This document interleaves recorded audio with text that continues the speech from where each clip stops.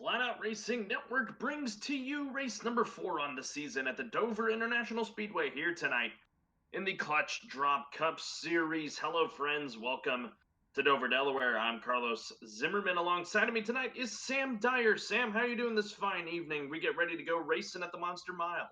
I'm doing pretty good. It's going to be a long race here at Dover, 240 laps for these drivers to run. And some of our top runners so far already showing off what they've got, as Mike Tellier going to be getting the pole here today. 3 races down in this season, Daytona, and there are just a few races, so far as we're here tonight at Dover. As you mentioned, Mike Tellier, he's on the pole for tonight's race. We'll get to them in just a moment. I'm trying to find a good angle for you guys so you can see these great cars this evening. Should be a fun one tonight. 240 laps, 3 stages as always. 18 drivers. Yep, 18 drivers. Lap 70 will be the end of the first stage. And then lap 140 will close the second stage, and then they'll run all the way to the end at lap 240. Starting grid is going to roll at the bottom of your screen. Mike Tellier, as mentioned, he's on the pole for tonight's race. Tristan Maher will start to his outside. Row number 2, Dylan Stipe and Justin Belmonte to the outside of him in the 12. Then there's Philip Scott in the 8 and Nick King in the number 43. He rolls off 6th. 7th and 8th is Robert Kenny and Raul Mesa. And then running out your top 10, Nathan Hall and Blaine Woodruff. Rest of the grid will roll at the bottom of your screen. Sam, what are the keys to the race tonight if these guys want to go to victory lane? It's to keep your car smooth and make sure you do not get loose out of 2. The transition here at this track has been pretty brutal just watching during practice. And a lot of these setups are meant to be loose and to be carrying the most speed possible. Also, something else to look out for. I mean, some of the fastest guys during practice, some of them didn't actually put on a qualifying time. Garrett Powell, your points leader right now, did not put a qualifying lap time down. 2nd fastest during practice, and will be starting back in 14th. Been one of the big threats in this season. Just some great races. We've been with these guys since Las Vegas. Garrett Powell and Mike Tellier picking up wins there respectively as Tristan Maher takes out the cone. That's the commitment cone on the exit of pit lane. Won't be a penalty on the start here, but a little awkward thing there. But you see some familiar looking cars up there. 3 of them, a little bit of throwback schemes. Mike Tellier in the classic black Goodwrench Chevy, and then, Tristan Maher sporting a scheme like Steve Park, and then 20 Dylan Stipe sporting a scheme like Tony Stewart back in the early 2000s. As here on the start, I'm seeing here Philip Scott a little slow, but it looks like he's okay. We'll see how this plays out. A lot of things already happening, and we haven't even taken the green flag here today at Dover again. 240 laps of action tonight. We're glad you're with us on the Flatout Racing Network. Here we go. Pace car will make the hard left-hand turn. Mike Tellier is now in control of the field. We head down to the start-finish line. Tellier and Maher will get us going here tonight at Dover. And waiting for the starter signal. There it is. Green flag in the air. We are racing at the Monster Mile here tonight in Dover, Delaware. And a pretty even start between Maher and Tellier as they head through 1 and 2. A very even start. They're still staying side by side, but Tellier, due to be on the inside, is going to get the run out of 2. As now the 3 machine good to go. But a lot of cars shuffling, coming out of 2. Already seeing cars really feeling unstable in the back. Nick King and Robert Kenny made contact down the back straightaway. A couple cars slipping and sliding. That's something you'll see all night long as these guys getting all slippery. There's Nathan Hall getting up and out of the groove as Garrett Powell starting to work into it. Not taking the qualifying lap under the qualifying period. He's got himself up to 7th already after starting Yeah, started all the way in the back, started back in 14th, already up to 7th place, and now catching up to our front 6 that are all staying single filed out at the moment, as everyone else that's making passes and being side by side is back around 8th, 9th place. Single file amongst the top 9, it appears, as Nathan Hall continues to cascade back now, settles into the 10th position. Tristan Maher nearly getting the wall there off the corner exit of turn number 4. Trying to hold off Dylan Stipe. Tristan Maher, he's had some great speed through the first couple of races that we broadcasted. Dylan Stipe, he's got speed as well. Just had an unfortunate race at Las Vegas. But other than that, they are poised to try and take a win this evening, as you can put a blanket over the top 3 as they hit the line. Mike Tellier, he's led them all here as we hit lap 5. Yeah, Tellier right now just really trying to get into cruise control and pulling away from the rest of the field is our top 3. From 3rd back to 4th, it's over a second and a half, and really you're starting to see the difference in these classes. But don't look now, as Powell has finally been able to get through some of this traffic into the top 5. Talking about classes, got your fair mix, but a lot of A-class drivers in this field this evening. 3 B-class and then 2 C-classes that are mired further back in the field right now. So should be exciting to say the least, but it doesn't matter what class you are. This track can keep you alive. It's called the Monster Mile for a reason. And that is why you see guys slipping and sliding, as this track is mega slick, as Powell slipped up a little bit through that corner as he's trying to figure out how to get around the 43 and then can. I mean, other drivers have kind of slipped up. I mean, the battle for second place is on, as Meyer actually did slip up through 1 and 2, losing second place, given the 20 machine that second position. Like Tellier this time by 22.24, Dylan Stipe at 22.55. That's due to the pass being made, so we'll see how the times are next time by. Tellier currently owns the fastest lap on the racetrack. No one even... Well, actually, no, he doesn't own the fastest lap. Philip Scott had the fastest lap in that one by about 18/100ths of a second. So, got some fast cars out there, Sam. It's just a matter of the timing and whenever they find themselves in the front. Yeah, Philip Scott at the moment, though, is kind of stuck on the high line and trying to make that second groove work. Is that 8 machine, as he's trying to carry as much momentum out of the corner, and he's carrying good speed, now being followed by the 54 of Tom Bourne now, as Tom Bourne, as well as Shane Tarian and Robert Kenny, who are running in line 9th through 11th, a new team to emerge here in this series. Right, Luminary Racing, Robert Kenny, Shane Tarian, Tom Bourne, as you mentioned, all running right up here inside the top 10. 9th for Tom Bourne, 10th for Shane Tarian, and Robert Kenny just on the outside as Philip Scott gets the wall off of turn number 4. He'll start falling back. Yeah, that's the main issue and the scare of running the high line for so long, is that if you make any type of mistake, it's hard to back out of this position you're in, because that wall's going to sneak up on you almost instantly. Trying to look at the times here. Garrett Powell has reeled in Tristan Maher. Got him about 3/10 ahead of him here is Maher, so see what Powell does. Not the fastest car on the racetrack, but the second fastest of the top 5. So let's see what he's got here. The guy that started 14th, our fastest mover so far. This one, battled just outside the top 10, was going for a moment. Justin Belmonte and Brandon King are battling, and speaking of battling, there goes Garrett Powell around 10th to 17th of Tristan Maher. Yeah, and while we were looking at the middle of the field, Mike Tellier has just gapped himself almost up to a 2-second lead on the second place driver. So huge momentum, and seeing this long run dominance by the 3 already.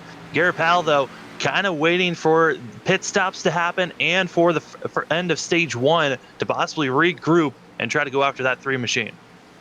Speaking of pit stops, David Castelli in the 9 car into the pits. Right side looks a little lower, may have blown a right front here as he is into the pits for an unscheduled stop.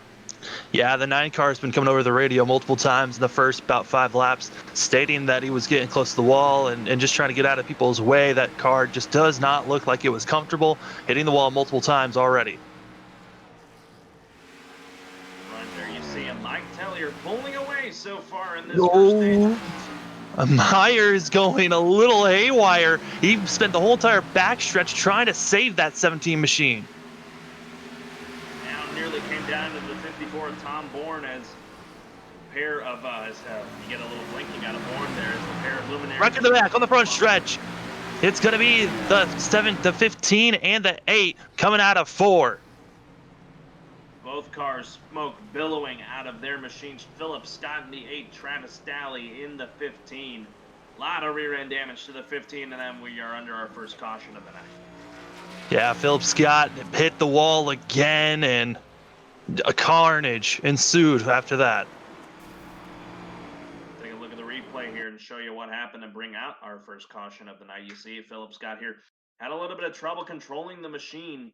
Had trouble getting into the. He'd been getting into the wall the last couple of laps as well. If you're going to see on this replay, there's the 8, a little bit in the middle of the high groove, and he's going to get the wall here. And Daly had to check up, and then Deshaun Gorham also collected in this.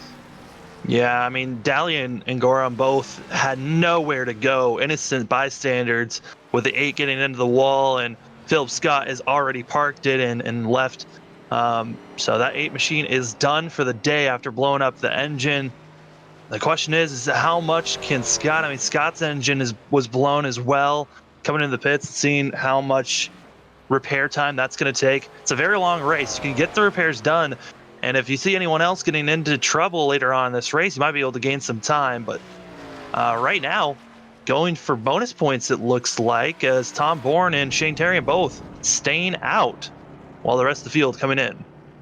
There you see it, the 54 and the 83 into the pits. Not in the pits. Mike Tellier, he is the first off. Garrett Powell second.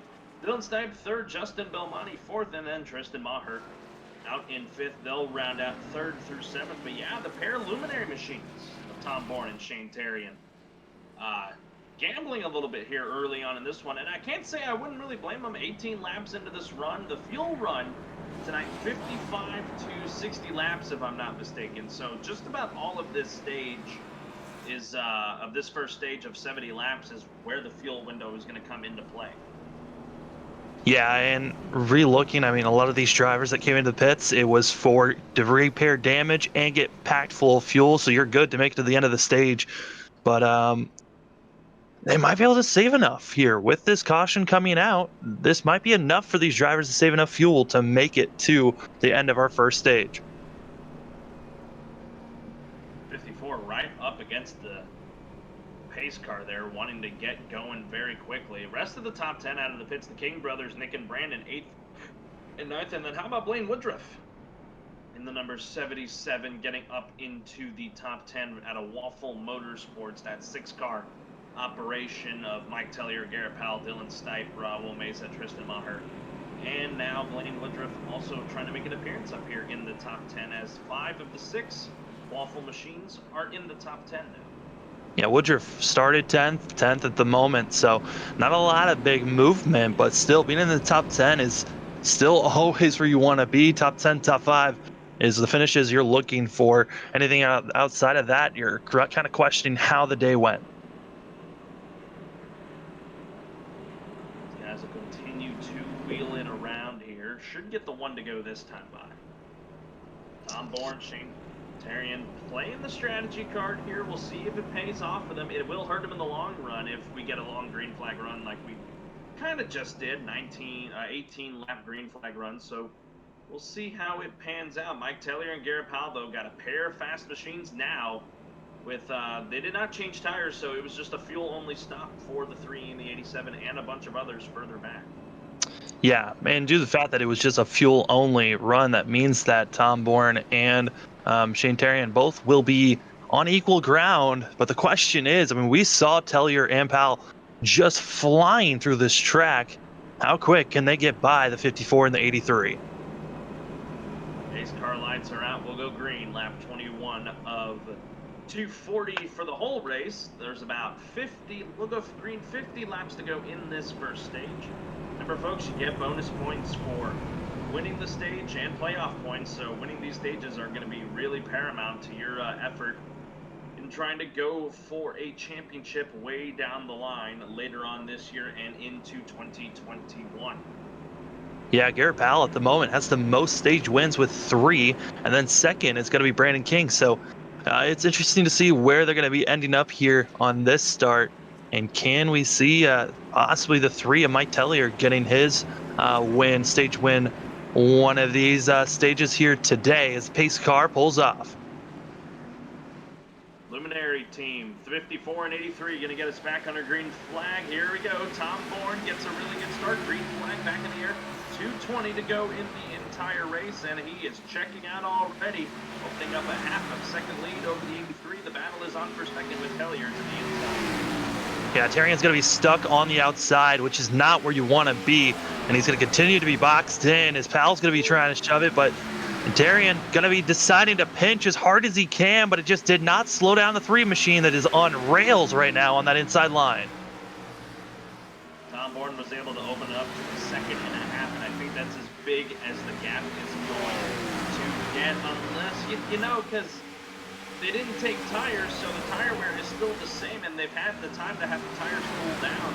It's a matter of fuel being the issue here between the 54 and 83 and the rest of those that pitted, but Tom Bourne trying to check out right now, and he's hoping for maybe a caution right before his fuel window closes. That way he can pit with everyone else.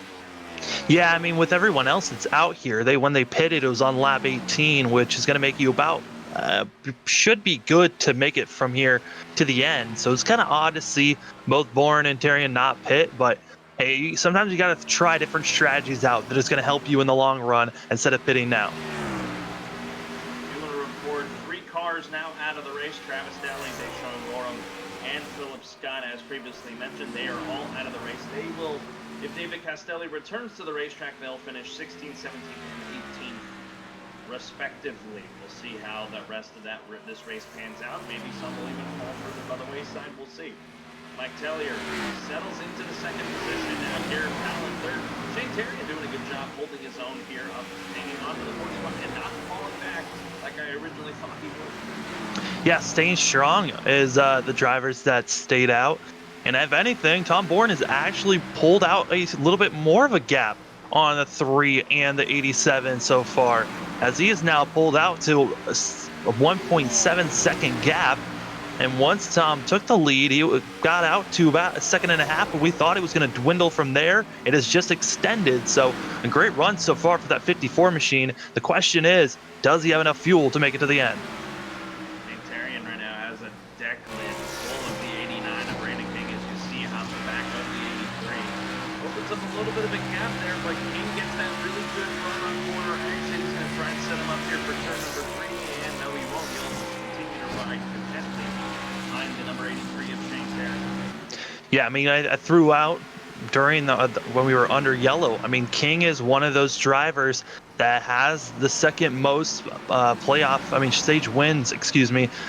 So this 89 machine trying to get up front, get the best stage points that he can get. Powell now making a pass for second place, getting by Tellier, and Tellier kind of easily gave the 87 that position, and now he's got to worry about that 89 machine that's right on the back bumper of the 3. Well, remember, the 87 and the 3, they are teammates. Brandon King, on the other hand, is not a teammate. King brothers, Justin Belmonte, Nathan Bob Carroll out of NSM Racing. Those guys are not going to play nice. And speaking of which, there goes Brandon King trying right now to get around the 3. The fall off is starting to happen for Tellier as he nearly takes the front bumper off of Shane Terrian. It's early in the race, so drivers are willing to back out for those moments. But if we're in the final about 50 laps or so, I don't know if Tellier would have been having that space. I think Terrian would have just kept it in the throttle, and I don't know if that 3 car would have survived. Top 6 have broken away. Speaking of breaking away, though, Tom Bourne, the 54 machine for Luminary Racing, has checked out, opening up a 2-second lead. We'll step aside for our first break. You're watching the Clutch Drop Racing Series here on the Flatout Racing Network. As we go side by side.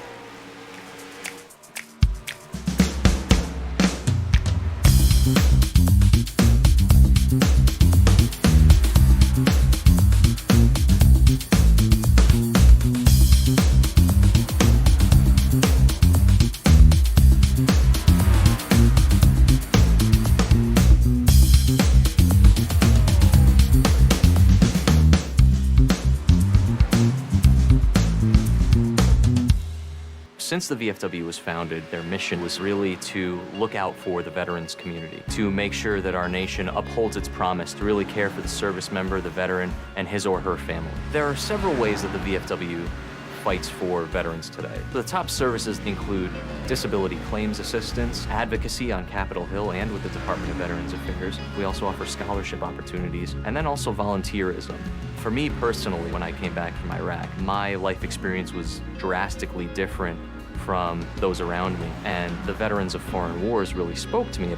The reason I would encourage veterans who have served overseas today to join the VFW is because this is your organization. The VFW is for veterans. Every generation, a new generation of leaders steps up in the veterans of foreign wars and fights for the veterans community. The Veterans of Foreign Wars. No one does more for veterans. For more information on the VFW, go to ahctv.com/sacrifice.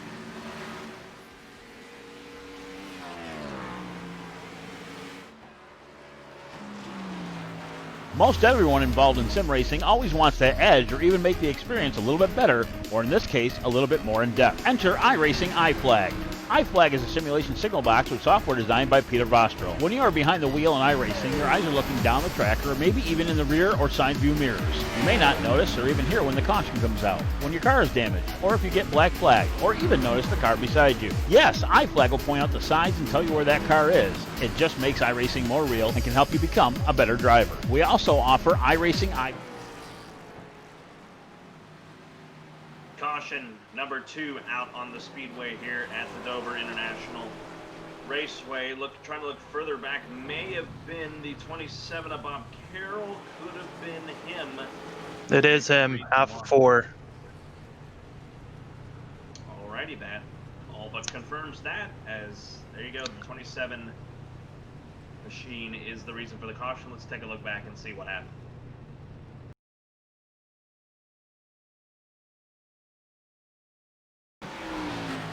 Looking at the replay, just looks like just a single car spin on the exit of 4, Sam, like you said.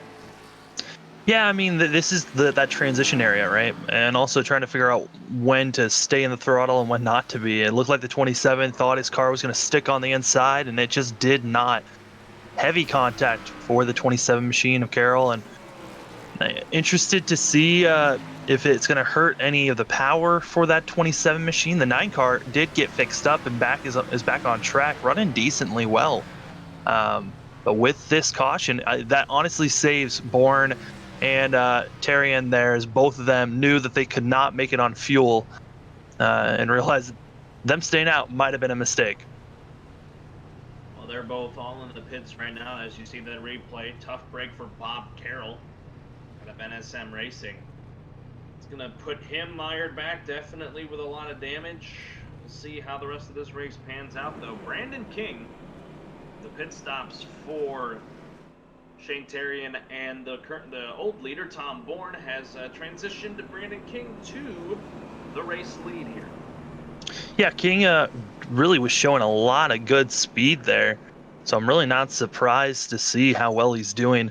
I'm trying to take a quick look back and see if King might have taken tires here, because that'd make a lot more sense on why this 89 machine was really climbing through the field. Yeah, it looked like he had a lot of speed, so I think that's really what the reason why he was starting to climb through. His best lap so far, a 21.86, so should be, that's almost good for fastest lap. Garrett Powell a little quicker, Mike Tellier. He's in the top 3 in terms of speed, so he's got it. Let's just see how he can handle being up at the front. Yeah, went back. The 89 machine of King did not take any tires there, so was just fixing up some damage that's on the right side of that machine, and had a little bit of a longer pit stop. But I mean, now he's climbed up through the field, leading the way, and I threw it out in our first caution of the day. King had the second most stage wins of the season so far, with 2, aiming to get his 3rd.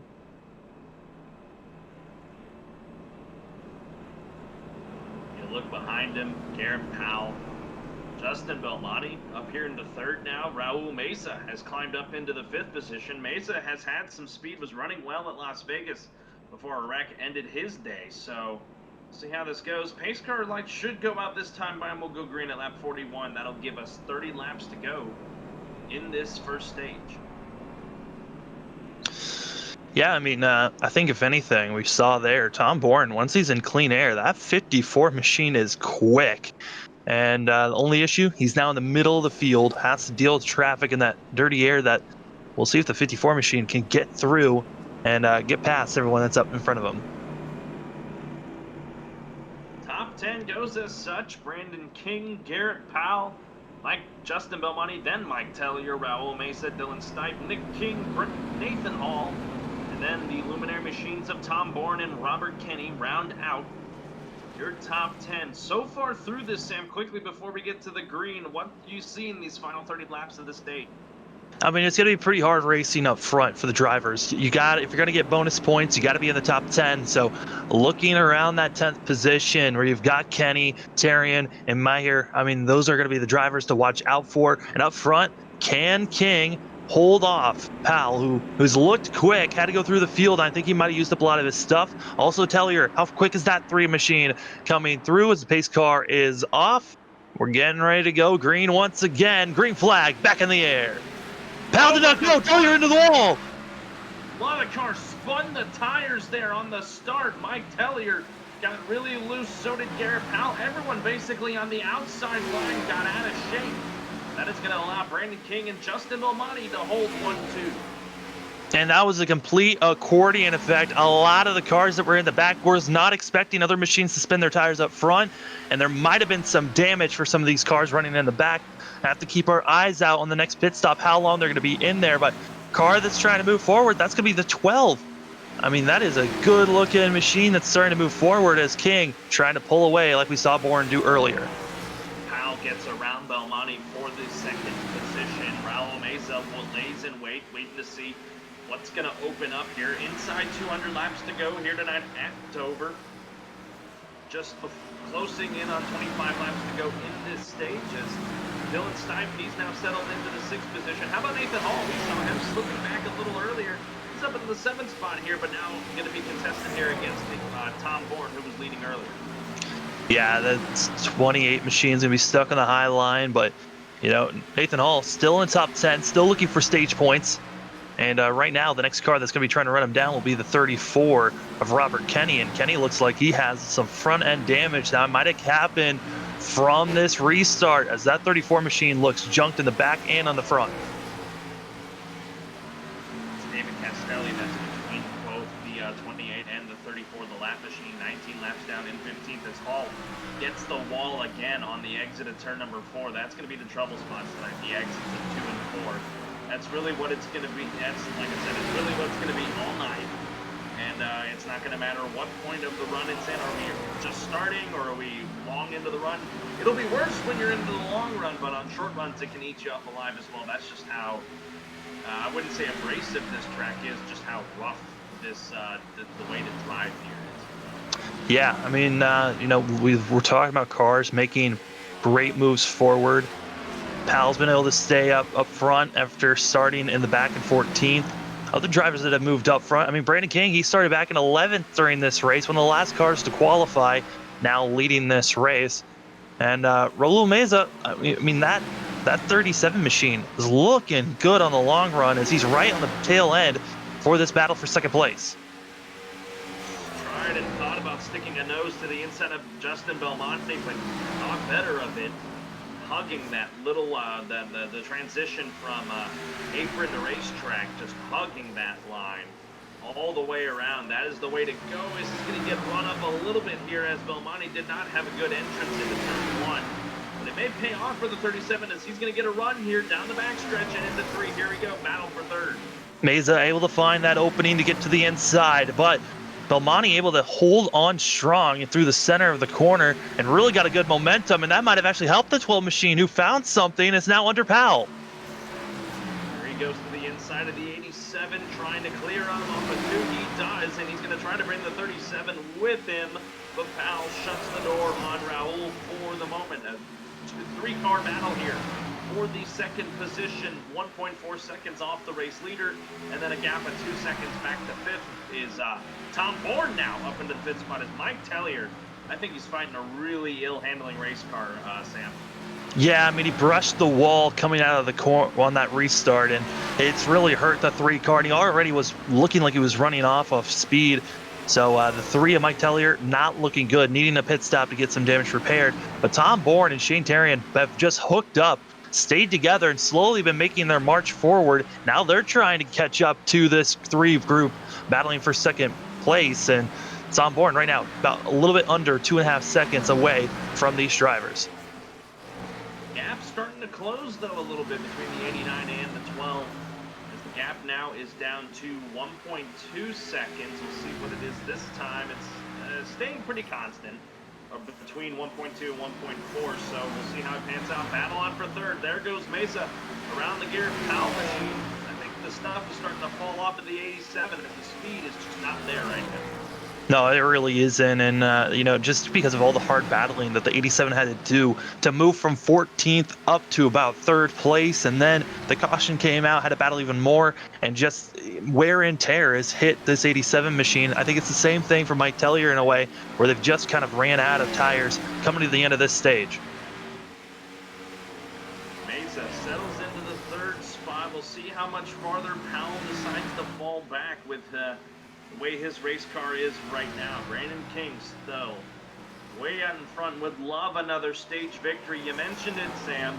2nd most stage wins on the season so far. He would love to cut into that lead that I believe Garrett Powell has set. Yeah, Powell at the moment has 3, and Brandon King has 2 stage wins, so it's very close. They could be tying here, and if anything, if Brandon King continues the speed that he's got and wins stage 1 and 2, he'll be taking that crown of the most stage wins. He heads down the back straightaway, the gap closing in a little bit more now, closing in on 1 second flat between King and Belmonte. What about Belmonte? Haven't really talked about him much this season. He's been he had troubles in Vegas, and then I'm not sure what happened at the Glen last week, but he's looking pretty good here, sitting poised for a 2nd place run in the stage if he can't run down the 89. Yeah, Belmonte right now, I mean, a solid run for himself, qualified 4th, now up to 2nd, as you can see, and back at the Glen, like you were talking about, I mean, could have had a better day for himself, finished back in 13th, so Belmonte really is someone that's looking for more solid finishes, has the pace to run well, and so far we're seeing it here today in this first stage.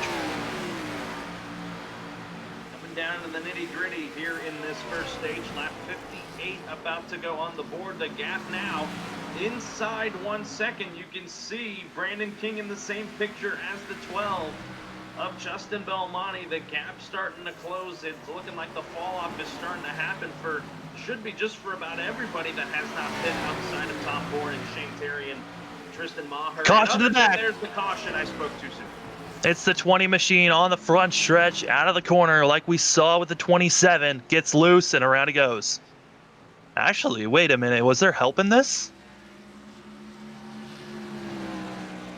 Look, and the 9 car was close. Nope, the 9 car just survived. Oh my goodness. Let's take a look at this replay here and see what happened to Dylan Stipend, potentially the 9 of David Castelli. You'll see here, 20 heading down the back straightaway here on lap 58. Trying to get around the 9 here, around the outside. The 9 got loose. And they're running side by side, and then here's the corner exit. Boom, and woo! You weren't kidding, Sam. That 9 was very close from being officially taken out of this race. But big trouble for the 20. A lot of front-end damage on that number 20 Home Depot Dylan Stipe machine. Yeah, Stipe looks like he should be able to get this repaired. Was a very violent hit. But we were coming close to the end of this stage. Now drivers are going to be coming to the pits. Question is, do you come in for tires or just make sure you've got enough fuel in the tank?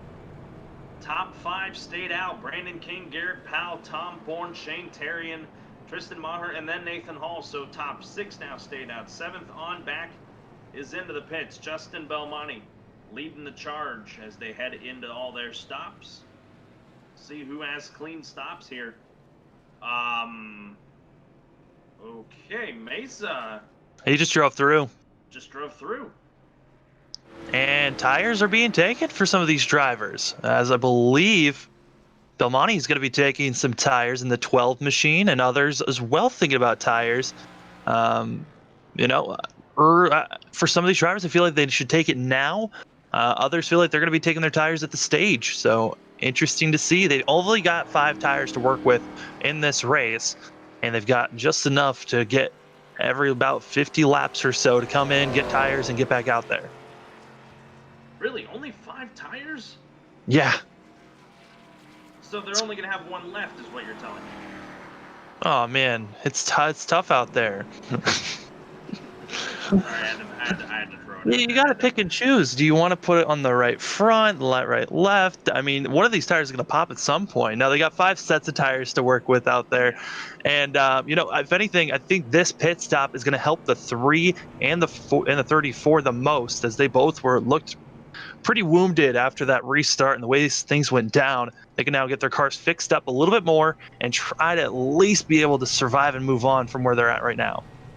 3 of Mike Tellier back down into the pit stops. Not sure if he's serving a penalty of sorts as he's driving through here. Now he may be coming down either a stop and go, or he's maybe trying to just top the car off here. We'll see what he decides to do. Dylan Stipe still sitting in the pits as well, trying to repair that damage.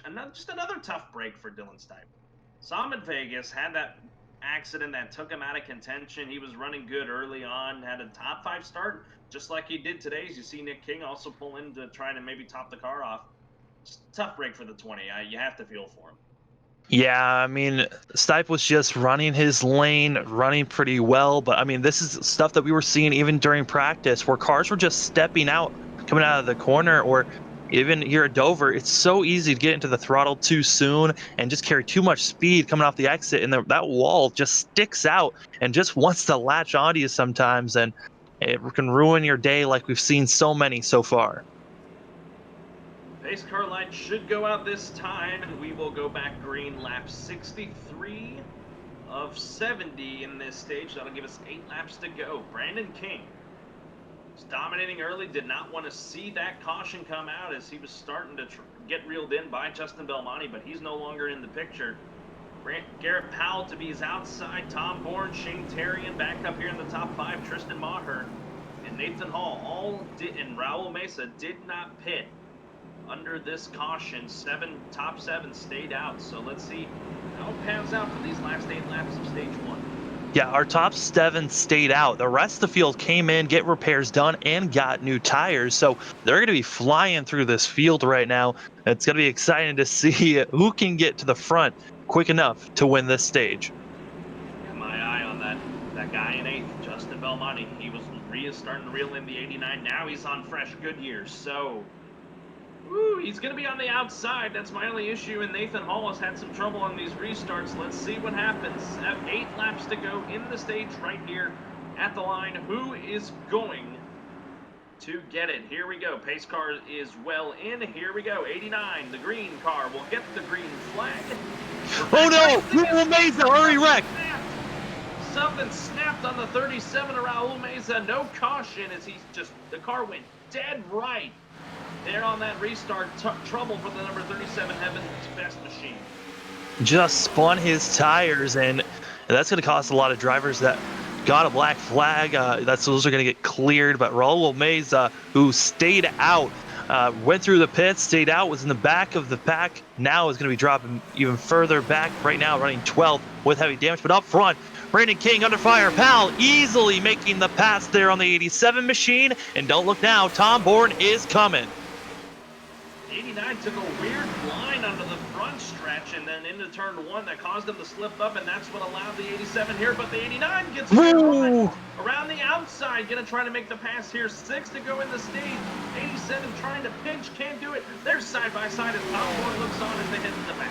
I said ooh, because Belmonte almost just completely turned Shane Terrian. With having the fresher tires, the 12 machine up to 4th place, and due to the fact that our leaders are side by side, Belmonte is there on the inside. Oh, contact on my side! King and Bourne! King and Bourne, they save it, but fall out of contention for the stage win. Now Justin Belmonte on fresh 4 tires, trying to get around Garrett Powell, who's on the older tires. Side by side almost for the third spot. Nick King trying to find a way to get around Tristan Maher to maybe slide in here and get an upset stage win. 4 to go in the stage. Nick King just saw his brother Brandon King get taken out there with the wall, and Tom Bourne being a victim of that circumstance because he had nowhere to go. Heavy damage on the front end for that 54 machine, and that could be ruining his chances for a win here as Nick King is coming, and he's trying to catch up and run down the 12 machine, but he's just catching these guys that are on older tires at the worst spots. Now finally moves the 17 out of the way, and now the 43 can set his sights on to the 12. 3 to go in the stage. Justin Belmonte trying to drive away. Look at Mike Tellier. He's up to the 4th spot in the number 3 after having to come down pit road a couple times under the last caution as they hit the line. 2 laps to go in stage number 1. Belmonte trying to hold off the 43. The Monster Mile has already torn up so many cars, but right now, Justin Belmonte trying to go for the first stage win here today. It's 2 laps to go until the stage caution flag is going to be thrown, and Nick King, is coming in that 43 machine. Does he have enough time to reel him in? White flag in the stage, 1 to go. Here he comes. The 43 got a good run there through the front straightaway. Might try to set up the 12 here as they head towards the back straightaway. Slipped up a little bit there, so the 12 might be home free. Yeah, Justin Belmonte, a great run here. A fantastic choice to get tires and get back out there as coming around turn number 4, stage caution should be thrown now, as that is going to be the end of the stage for these drivers, and there's the caution. End of stage 1. Whew, Carlos, that is about more than half the field I think we saw get involved in something. And seeing some cars be able to come back from that damage, but I'm re-looking at Tom Bourne's damage. That front end got smashed when he ran into Brandon King. A wild finish to this stage. It was starting to look like Brandon King was going to have a shot to win the stage, holding off everybody, and then Garrett Powell was trying to hold off everybody, but Justin Belmonte, number 12 Chevy Camaro, picks up the stage victory over Nick King, Mike Tellier, Tristan Maher, and Garrett Powell. Rest of the top 10 in the stage: Shane Terry, Tom Bourne, Brandon King, Robert Kenny, and Nathan Hall. Belmonte, your stage winner. Step aside for another break. You're watching the Clutch Drop Cup Series on the Flatout Racing Network.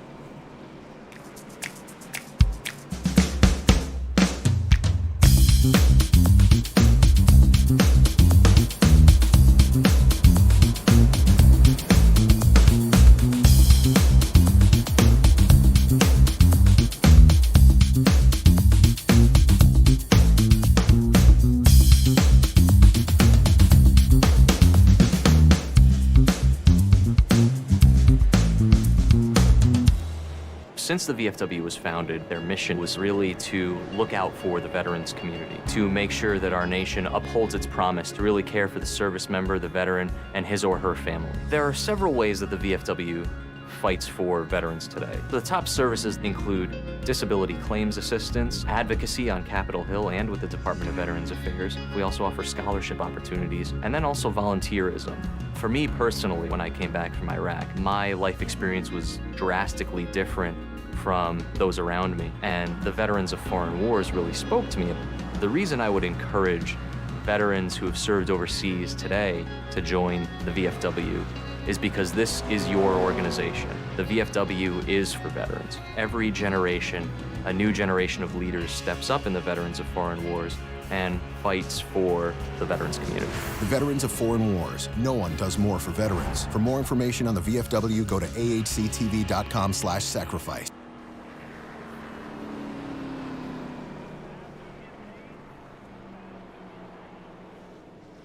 Most everyone involved in sim racing always wants that edge or even make the experience a little bit better, or in this case, a little bit more in-depth. Enter iRacing iFlag. iFlag is a simulation signal box with software designed by Peter Vostro. When you are behind the wheel in iRacing, your eyes are looking down the track or maybe even in the rear or side view mirrors. You may not notice or even hear when the caution comes out, when your car is damaged, or if you get black flagged, or even notice the car beside you. Yes, iFlag will point out the sides and tell you where that car is. It just makes iRacing more real and can help you become a better driver. We also offer iRacing iFlag Digital Pit Box. This small box is a great addition to any sim rig. With only 3.5 inches wide, it gives you all the information you need, including how many laps completed, how much fuel you will need to finish, what lap you need to pit on, laps till your fuel is empty, as well as weather and track conditions. It also switches when you come down pit road for more information, including what lap you're pitting under, tire wear, laps on tires, fuel average, and much, much more. To see more info, check us out today at iRacingIFlag.com.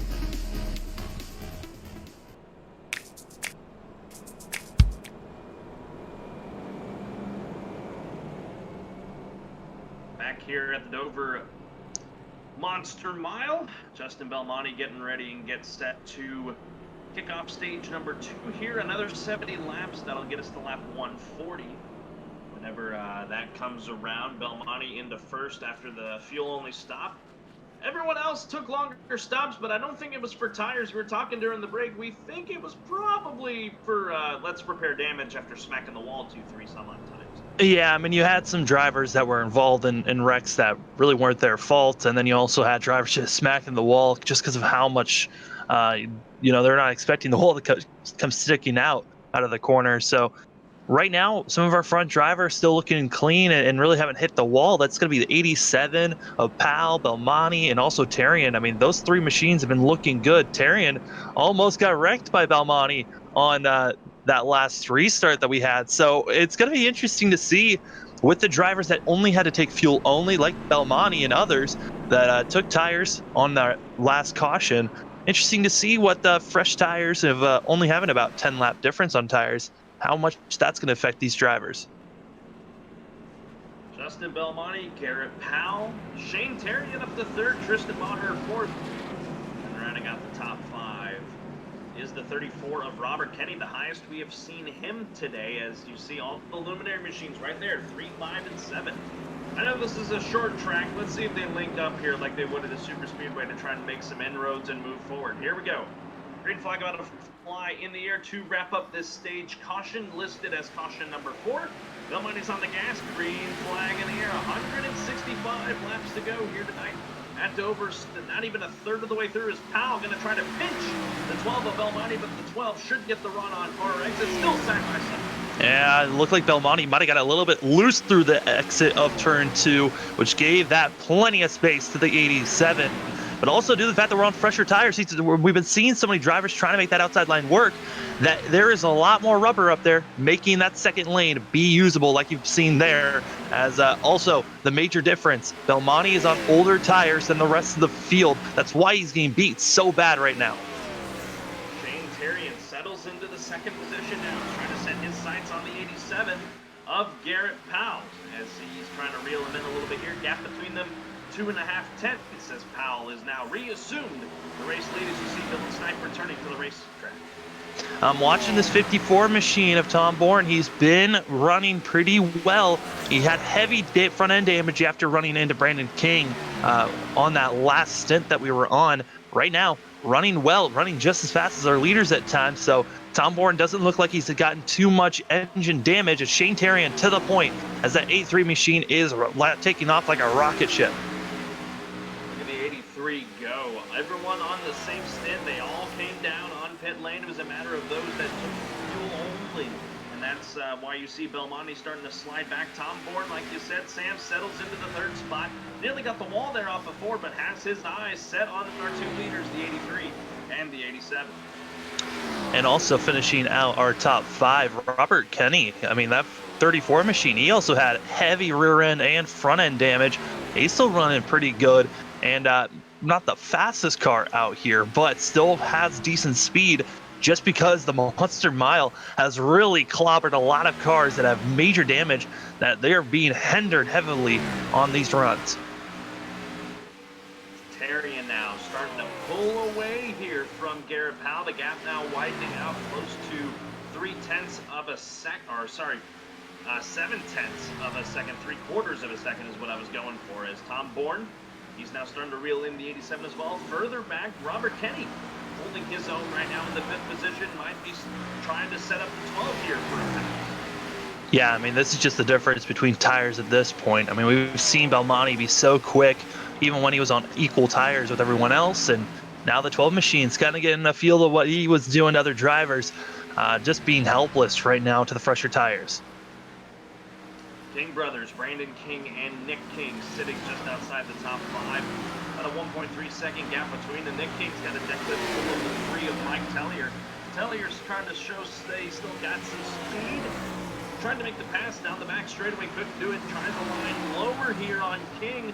See if he gets a good run. He does. What a run out of the corner by Mike Tellier to get around the 43 of Nick King, and then in the same time, Nathan Hall gets around Raul Mesa, and now the Hall machine will go around Nick King as the 43 is sliding in the wrong direction. Yeah, I mean, Nick King right there, he's on the older tires as well, and also he's drifting up way higher off the exit of the corner, and he has to back off so he doesn't clobber the wall. While you saw there is Mike Tellier, a lot more grip in those tires, also just letting his car roll a little bit further than what we were seeing Nick do. So it's interesting to see the different ways that these drivers have to run their race to make sure that they have a good, clean run moving forward, as we're starting to see a battle down for 4th place as Kenny has caught up to Belmonte, and also Brandon King has now caught up to Kenny, and here comes the 89 machine trying to make a pass on the 34.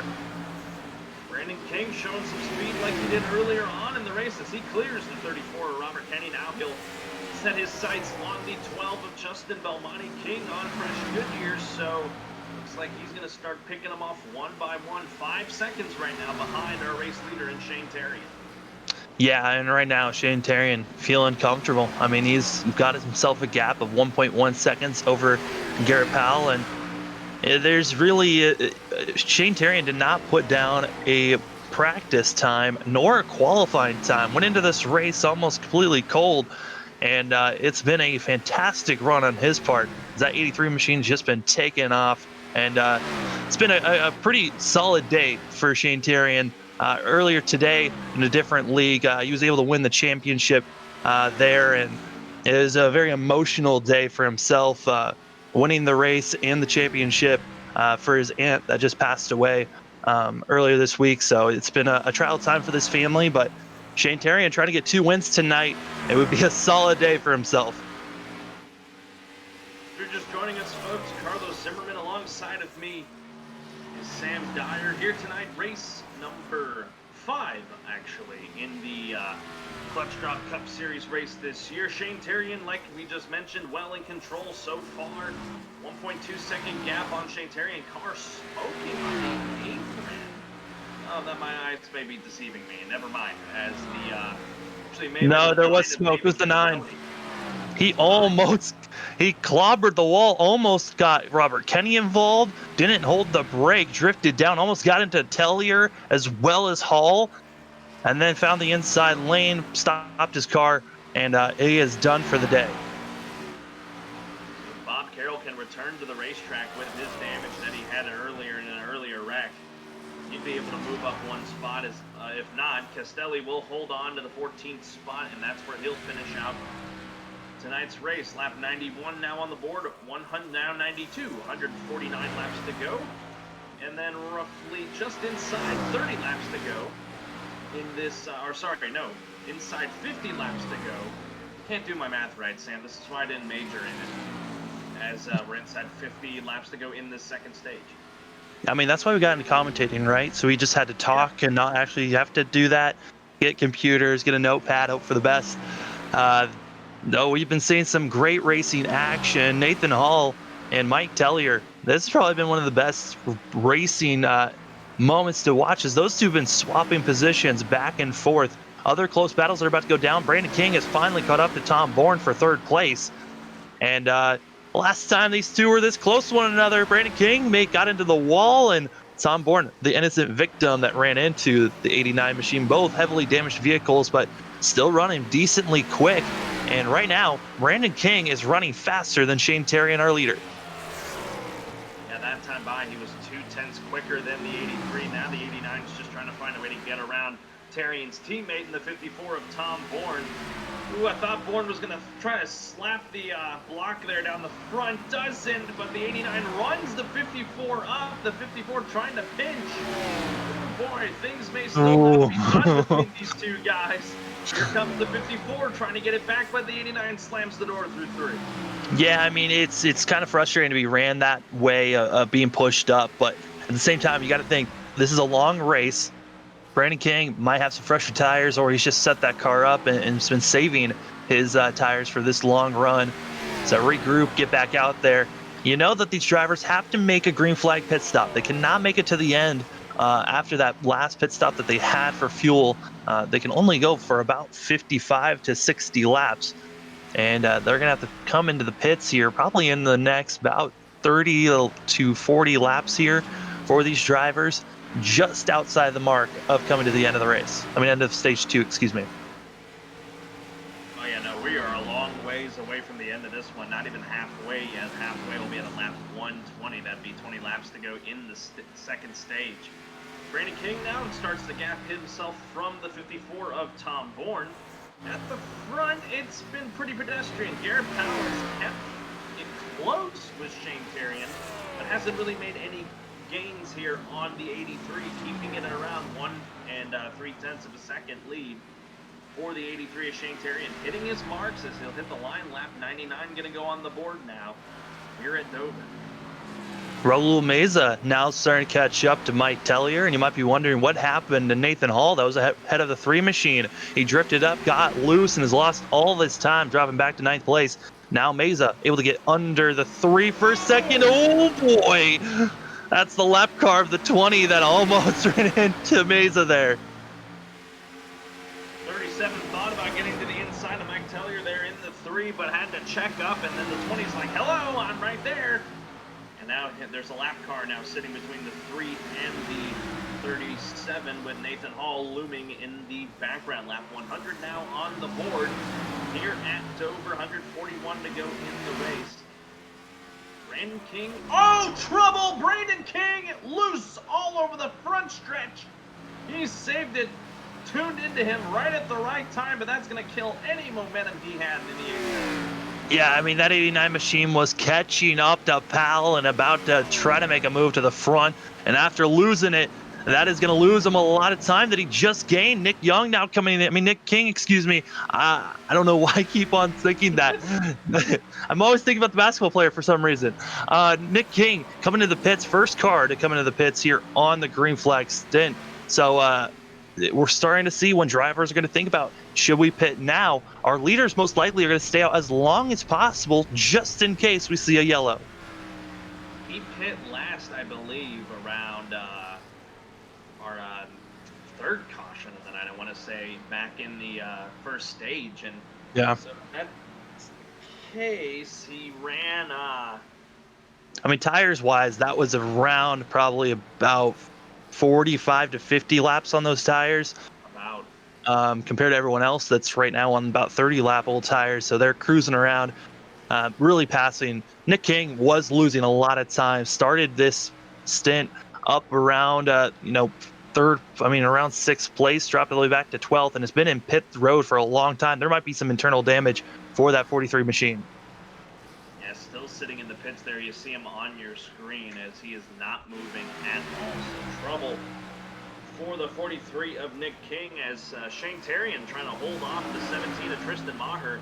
Maher is the one car that actually I think just put the 17 one lap down, so move the 17 to the lucky dog position. And I'm looking here at the monitor here. I think Nick King has parked it, Sam. That he has. He is parked it, left the server. King is done.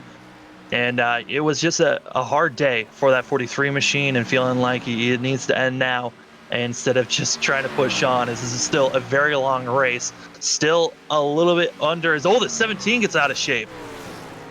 Saw it right there in the back of your screen. The 17 getting out of shape right in front of the 87 on Garrett Powell. He collects himself, though, and continues to truck. Oh, 87 got a little loose on the exit of 4 and nearly took the bumper off of the 17 pencil machine. Yeah, those are the moments that you're nervous as a lead lap car coming up to a lap machine. You know you've been running well up front, staying consistent, hitting your marks. But these lap cars, some of them have just been having bad days. The car's just not feeling right. And if they make one mistake near you, your day could be over. Shane Terrian now has opened up a 2-second lead and even continuing to grow because of that issue. That's going to allow Brandon King to creep back in the picture here a little bit, as second and a half between him and the 87, despite having that issue. So the issue on the front stretch may not come back to bite the 89 as he's starting to reel the 87 back in. Yeah, I mean, it was due to the fact that we're seeing Powell having dealing with lap traffic and the issues that almost happened there. It kind of made him have to back down on his pace. And Brandon King, the last time we really talked about the gap, it was up to a little bit over 2.5 seconds. It is now dwindled down to 1.2 seconds and continues to go down. Garrett Powell's car just doesn't look like it is good after being out there for over 30 laps. It just starts to stall out and loses all that pace that he once had at the start of these runs. So Garrett Powell really needs to make some adjustments on pit road the next time he comes in to really hook that machine up so it's better on the long run. A car in our top 10 coming to the pits, that's going to be Robert Kenny in the 34 machine. Going to be some of our first top 10 vehicles coming into the pits. 30 laps to go in the stage. Here you see him, Robert Kenny. He's into the pits, the only one that is into the pits now in the number 34 at Luminary Racing. Gonna follow his pit stop here, see if it is a good one into his stall cleanly. And it's gonna be, wow, a 6.5 second stop. Did he take fuel only? Yeah, fuel only. That's really all that you need, and trying to save fuel so he's good to the end of this race. I mean, good to the end of the stage is a lot of these drivers, they're trying to make sure that they have tires at the end of this race. You only have 5 sets to work with, and some of these drivers have already used 2 sets. So you got to really think for the longer run how you're going to have enough tires for the rest of this race. 34 merging back onto the racing surface just in front of Tristan Maher. Maher running inside the top 10 now, in danger of not getting a lucky dog chance here. Nathan Hall is the next guy that is in the sights of Shane Tarian. So we'll see. Blaine Woodruff is in the lucky dog position right now as he is slow on the racetrack. Tristan Maher runs into him and is onto the racing surface. Caution is out. Maher having issues and collecting. Oh, Maher had nowhere to go in that one. Oh. Wow, the 2 cars battling for the lucky dog position. Getting together here, just switched over to Woodruff, seeing what was going on with him. He was slow through 3 and 4. And yeah, like you said, nowhere to go for the 17 as we'll look at a replay. I mean, he got loose out of 3 and 4. It looked like he was trying to come into the pits, misjudged it, and due to the fact that he was still on the racing surface, the 17 had nowhere to go and just plowed right into him. See him here, heading down the back straightaway here. The Ford Astral GTX number 77 of Blaine Woodruff gets loose there, nearly gets into Robert Kenny, and then yeah, the 17 plows into him, and then the 77 catches the edge of the pit wall on the inside line on the apron. Sends him back onto the racing surface, and that is what led iRacing officials to throw caution. Had to be careful here. A lot of cars starting to go by him, and now everyone eventually would clear him. My goodness. That's what's got us under our 5th caution of the night here at Dover, just short of the halfway point. Yeah, the driver that did not want to see this caution was going to be Robert Kenny in the 34 machine that just came into the pits for splash and go. Everyone else now coming into the pits, and Robert Kenny will be starting this time by being 1 lap down with getting the lucky dog because the other 2 drivers that were a lap down involved in that incident. 83 and the 87 simultaneously leave their boxes. They were back-to-back on the pit lane, so 83 just got the fuel into that car faster, despite Garrett Powell having a little bit of a shorter stop. Same time coming out of pit lane, but that'll keep 83 is Shane Tarian up at the front there in that number 83 Toyota. Ooh, we've got a couple of machines going with tires on this pit stop. Tellier is coming in. The 12 machine as well took tires. I'm looking to see if Tom Bourne of the 54 did. He was in there for a while. I know he was. Most of it was for damage reasons. Interesting moves out of guys just inside the top 5 or just lurking into the top 5 there.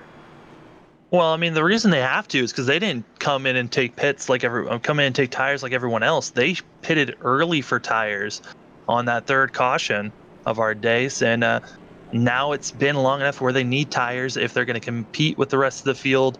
And now they're going to be the most dominant cars on track, really setting themselves up for the drivers that took tires to go for the stage points here at stage number 2. While we have a chance here, while he's still in the Discord server, we're going to talk to Nick King, see what happened and what's got him out of the race. Hey Nick King, this is Carlos Zimmerman and Sam Dyer in the FRN booth. You got us?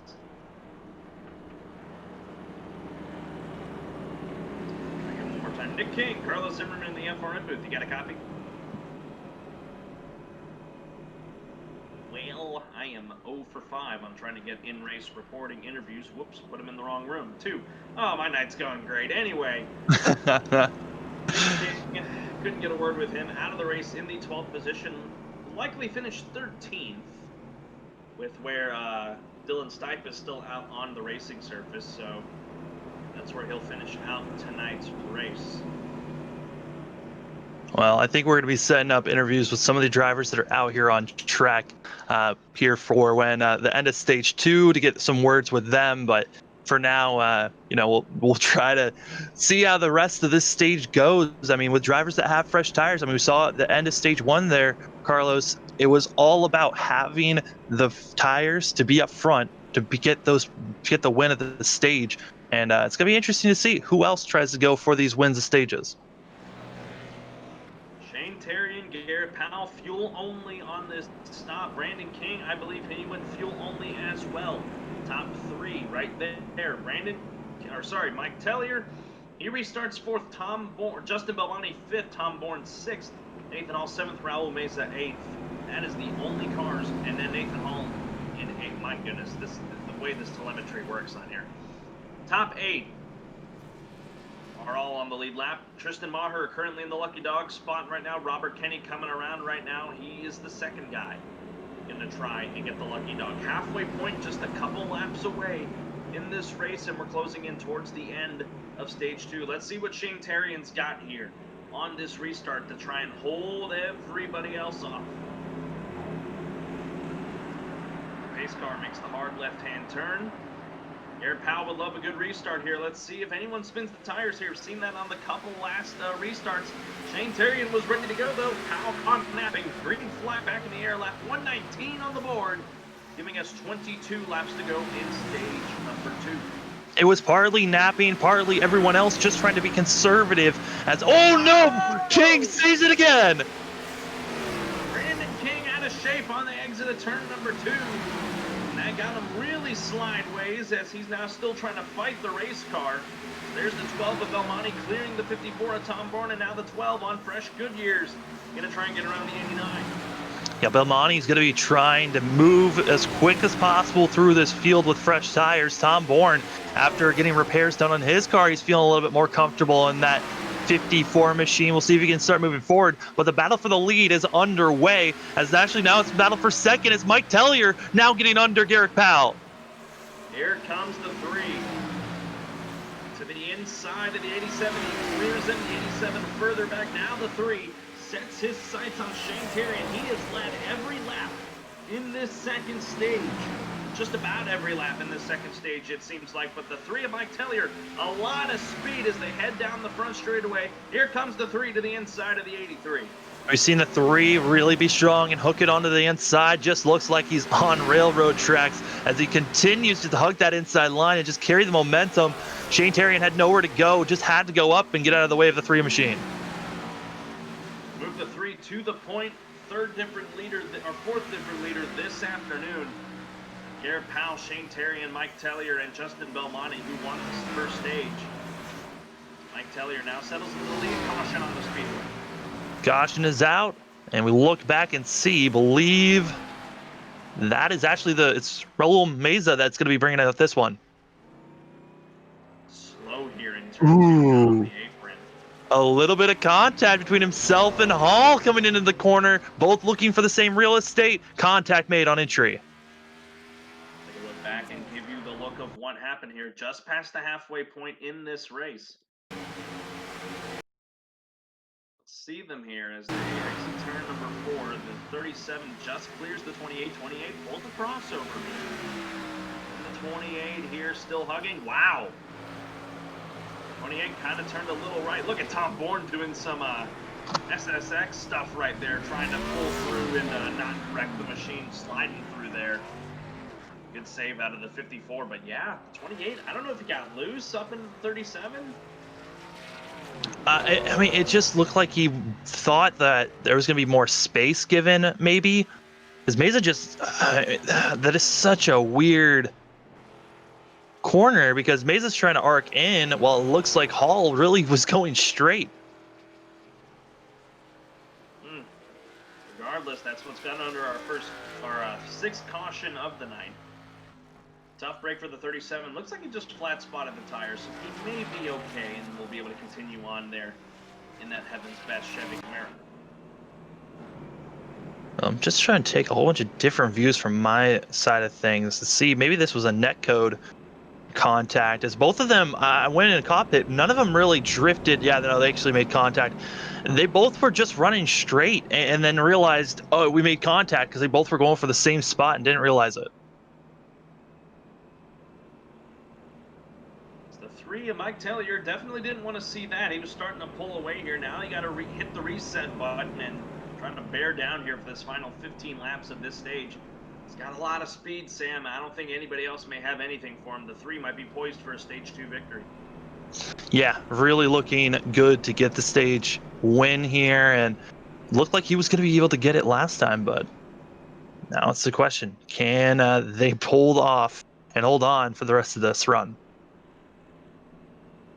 Top 5 goes as such. Mike Tellier first, Shane Terrian second, Garrett Powell third, Brandon King fourth, and Justin Belmonte rounds out the top 5. Pace car lights are still out. We'll step aside for 30 seconds, get a message from Rapid Fire Pizza. You're watching the Clutch Drop Cup Series on the Flatout Racing Network.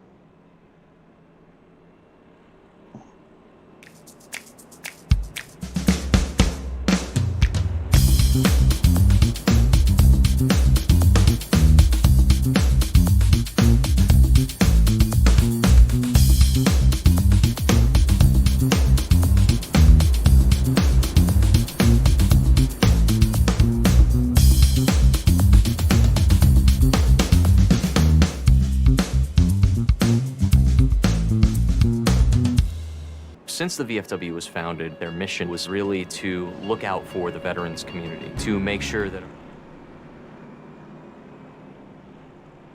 Back here at the Dover Raceway in Dover, Delaware, lap 126 now on the board, lap 127 about to go on. We'll go green.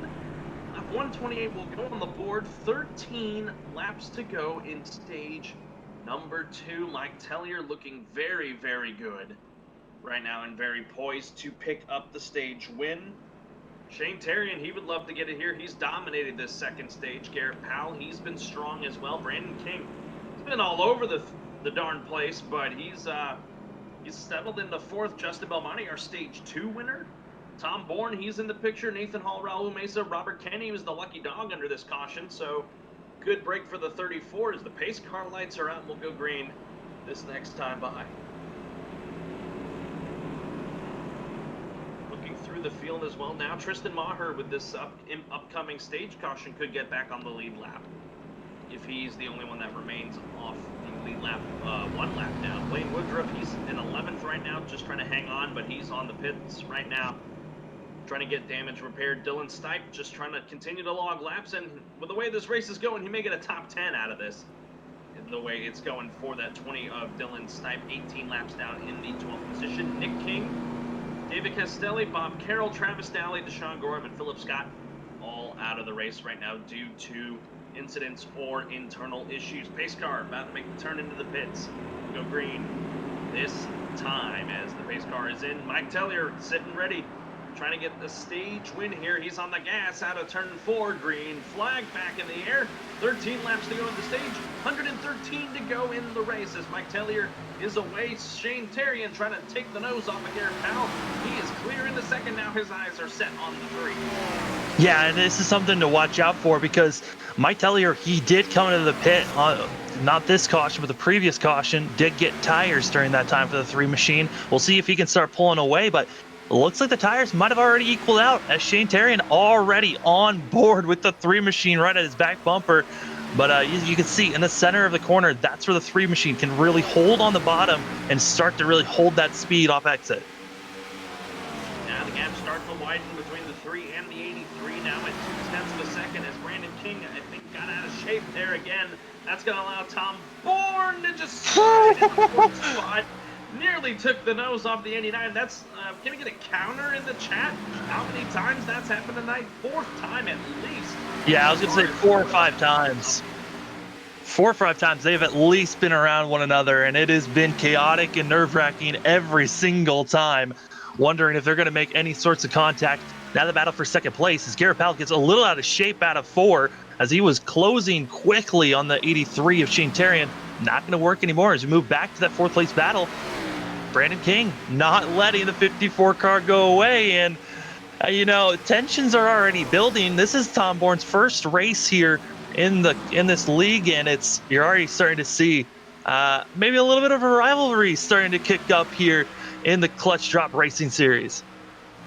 Now starting to put a little bit of the gap between about a car length and a half between the 54 and the 89. So that battle stifles out for the moment. Shane Tarian now starting to break away from Garrett Powell.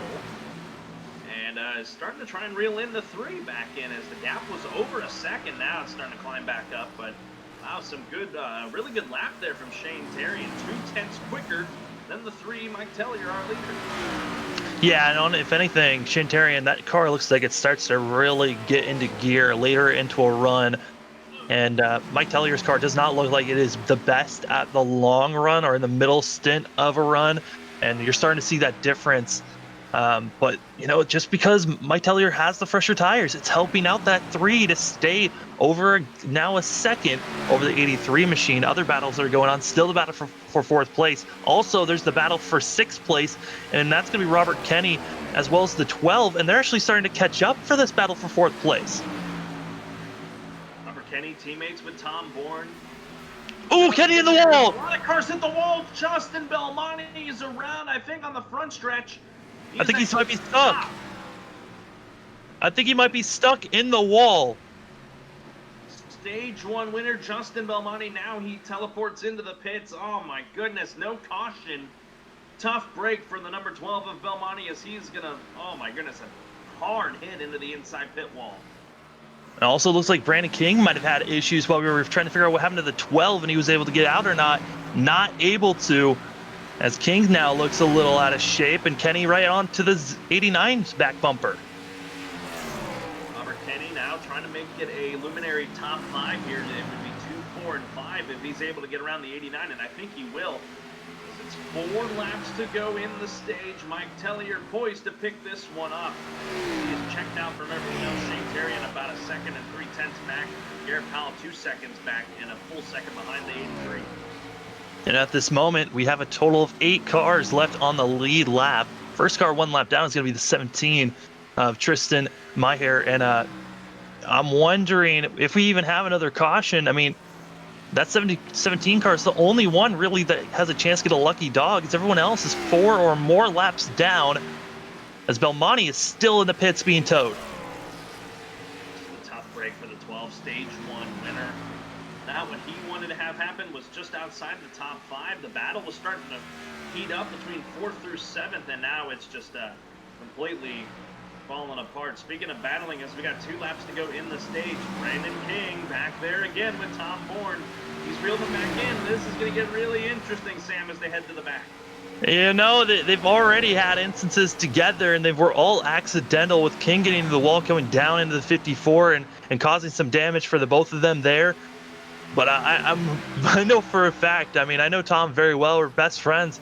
And if he gets irritated by someone, he might retaliate back. But right now, he is not liking the pressure that is going on right now. Robert Kenny is, though, because it's making both of them slow. The 34 machine is there getting under King. Out of turn 4, Mike Tellier picks up the stage 2 victory. The stage caution will fly here. Still waiting. Oh, there it is.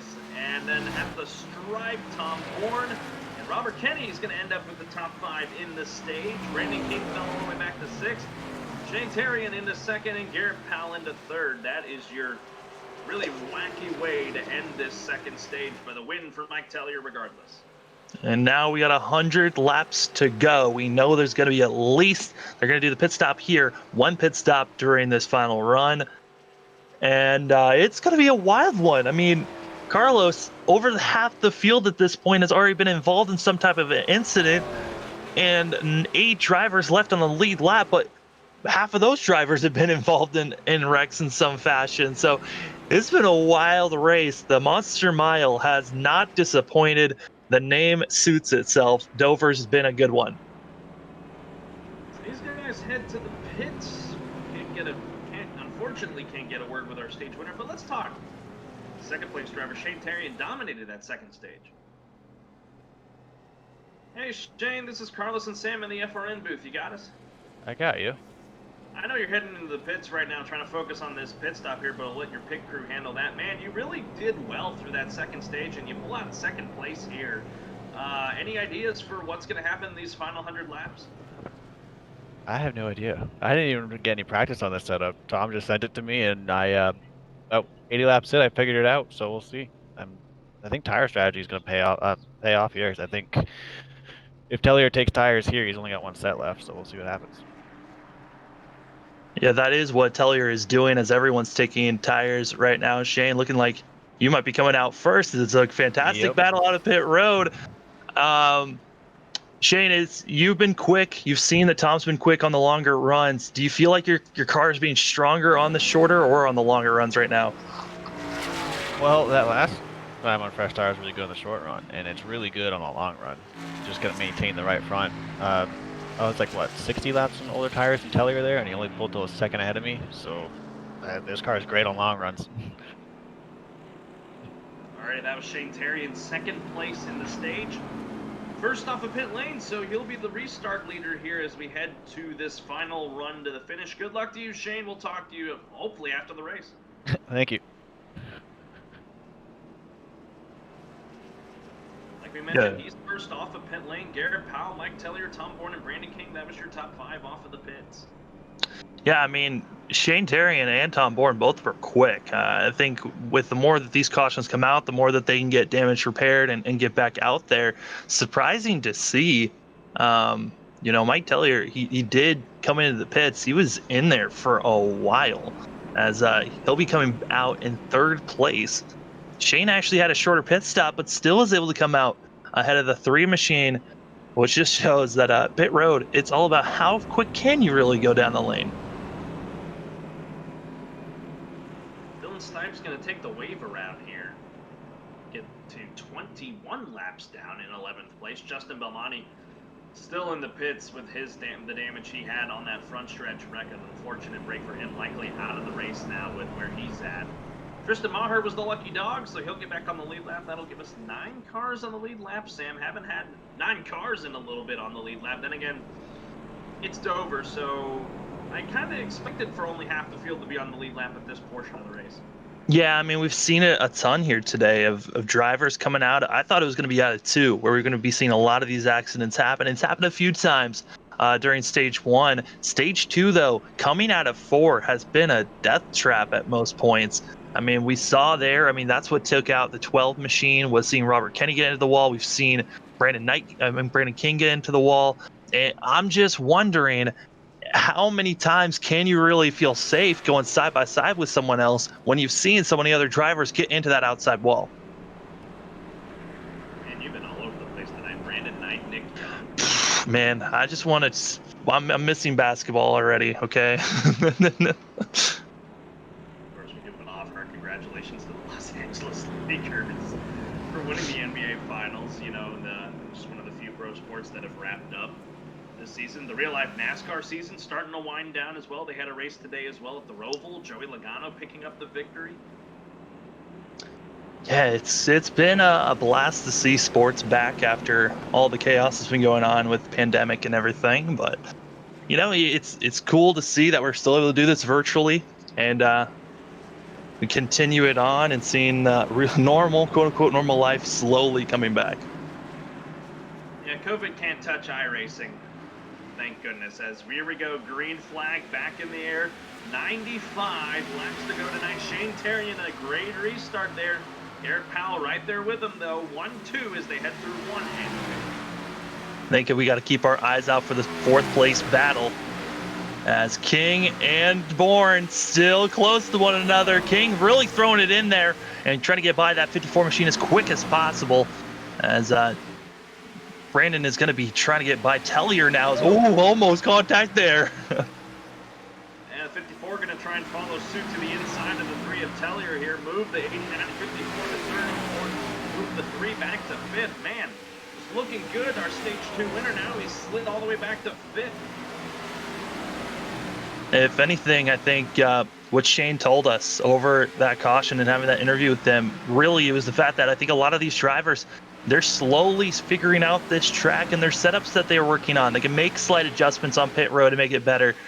And it just seems like Tellier might be the driver that's been falling back maybe on making sure his setup stays on snuff and keeps on going forward, as Robert Kenny is now able to get by Knight as old Tellier. As they're getting close. That's really close. Kenny trying to take the outside groove as he just passed Nathan Hall for that 6th spot. Now going to try the crossover down the back straightaway and then try to get all the Luminary guys back into the top 5. But Tellier looks like he's got it corrected now that he's back on that low line, and he finally turns a lap that doesn't have him getting loose on the front stretch. Yeah, I mean, already we're seeing here, we're past the halfway marker. We're now into the final stint of this racetrack. We're racing to the end. No more stages for these drivers to worry about. It's all about getting that win. And, it was all about Mike Tellier and Garrett Powell at this first 4 races of the season. And then now, with the emergence of Luminary Racing, I mean, we're about to see 2 powerhouses probably battle all season long. Robert Kenny now has distanced himself from Nathan Hall. Now he can set his sights on the 3 of Mike Tellier. The battle will start brewing here, and for 7th spot, Nathan Hall and Raul Mesa continue to battle there. These guys have just had pretty respectable days. They've stayed mostly stayed out of trouble. Mesa's had a couple of hiccups here and there, but still hanging on in the top 10 here with everyone else falling out of the race. Yeah, I mean, Mesa able to come back after that incident that he had with Hall earlier, and then also even before that, his incident on the restart, throwing it into the outside wall. I'm surprised this 37 machine is still running and as strong as it's running. Garrett Powell does not really allow the 83 of Shane Terrian away. The gap between them is 3/10. This was happening earlier, but the gap was even bigger than what it is. So this is really benefiting Garrett Powell with keeping him so close, even though you're not really gaining anything on the race leader. Well, here's the thing. We're not really racing to the point where you have to come in and take a splash of fuel. These drivers are now recognizing, hey, I've got tires to work with. Either I try to save so I've got tires at the end of this race, or I push as hard as I can now until I need to come to the pits. We could be seeing our front 2. They might be playing a possum for a second here, as it looks like Powell really got out of shape that last lap and has lost a lot of time now to our leader.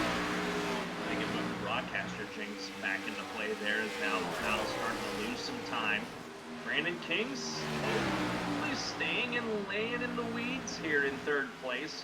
About a second now between him and the 87, and then about, I want to say 8/10 between him and, I guess, quote-unquote rival, Tom Bourne. I mean, it's just based on how they've been running around each other. We can think that there's a rivalry starting to brew up. It's only early in the season. You never know what's going to happen throughout this time. But it's been fun to watch both the 89 and the 54 running as hard as they have been and continuing to try to push as hard as they can. As speaking of gapping and pushing, Shane Terrian has now pushed it. I mean, the last time we talked, the gap was at about 0.3 seconds. It's now up to 0.9, almost up to a full second now between the 83 and the 87. The 83 is making his debut tonight, correct? Yeah, no, all Luminary. This is their first race of the season for them. What a run then. First, 4th and 6th on the racetrack. For it being your first race in the series, open setup and all, you gotta give a call to those guys. Tom Bourne, one of our colleagues here at Flatout Racing Network, running in the 54. So trying to stay objective, but can't help but root for him out there on the racetrack. Running 4th right now, and then of course Shane Terrian. We talked to him at the break there for the stage. He's looking pretty good right now. As I'm looking at the laps here, they're on lap, just about everybody is on lap 16 of this run. We said the fuel window is roughly 55 to 60 laps. So these guys can go for at least another 40 laps. And that'll get them inside to the 200s on the lap counter. But around that time is when we'll see guys start to pit. And the 17 car has pulled his car into the pits. We'll see if he has to stay in for damage or just going to park it for the day. As it's been a rough time for the 17 after being caught up in some random moments, and just overall the car just hasn't looked completely solid for himself, as now the battle for second place under fire as Brandon King is now caught up to Garrett Powell. 80 laps to go, and the 89 is saying I want to go, as the 87 trying to hold them off for the time being. 2 tenths between these guys as they continue to try and keep themselves together here so that they don't really lose the 83 altogether. That way the gap isn't so insurmountable. Gap between them and Bourne is about a second and a half as well, so really spread out between our top 4 and that 5th place Mike Tellier. Yeah, and with everyone being so spread out, it gives you space to not to worry about. They have to push as hard as you can because the car's right on your back bumper, except for this battle that we're seeing for second place. This is the closest action on track. Everyone else has either a second or a second and a half more of gap between one another. And the pressure of having someone right on your back bumper makes it so you want to get into the throttle a little bit sooner. Maybe you're not letting your car roll as much as it should through this corner, and you can really lose a lot of time getting onto the throttle too soon, getting loose, or even throwing your car into the outside wall.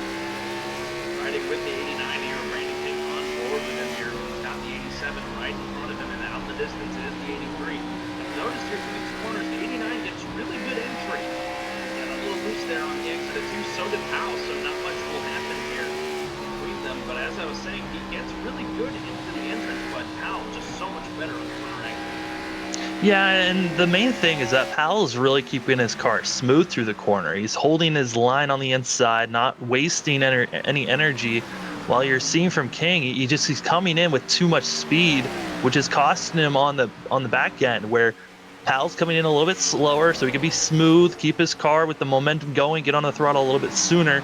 While King has to kind of diamond his way, do a little bit of a small diamond, which is costing him time on the exit.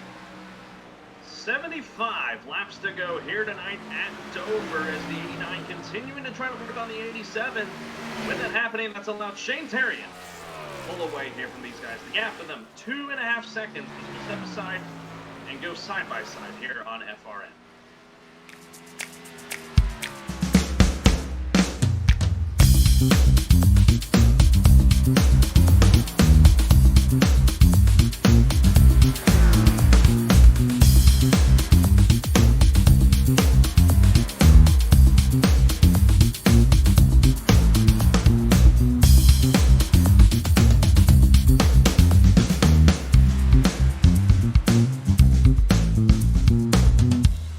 Since the VFW was founded, their mission was really to look out for the veterans community, to make sure that our nation upholds its promise to really care for the service member, the veteran, and his or her family. There are several ways that the VFW fights for veterans today. The top services include disability claims assistance, advocacy on Capitol Hill and with the Department of Veterans Affairs. We also offer scholarship opportunities, and then also volunteerism. For me personally, when I came back from Iraq, my life experience was drastically different from those around me, and the veterans of foreign wars really spoke to me.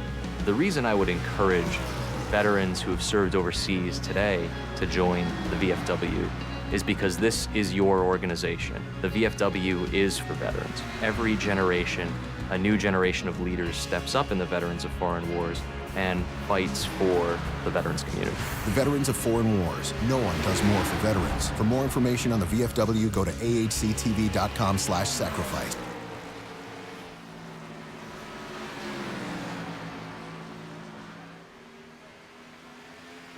Most everyone involved in sim racing always wants to edge or even make the experience a little bit better, or in this case, a little bit more in depth. Enter iRacing iFlag.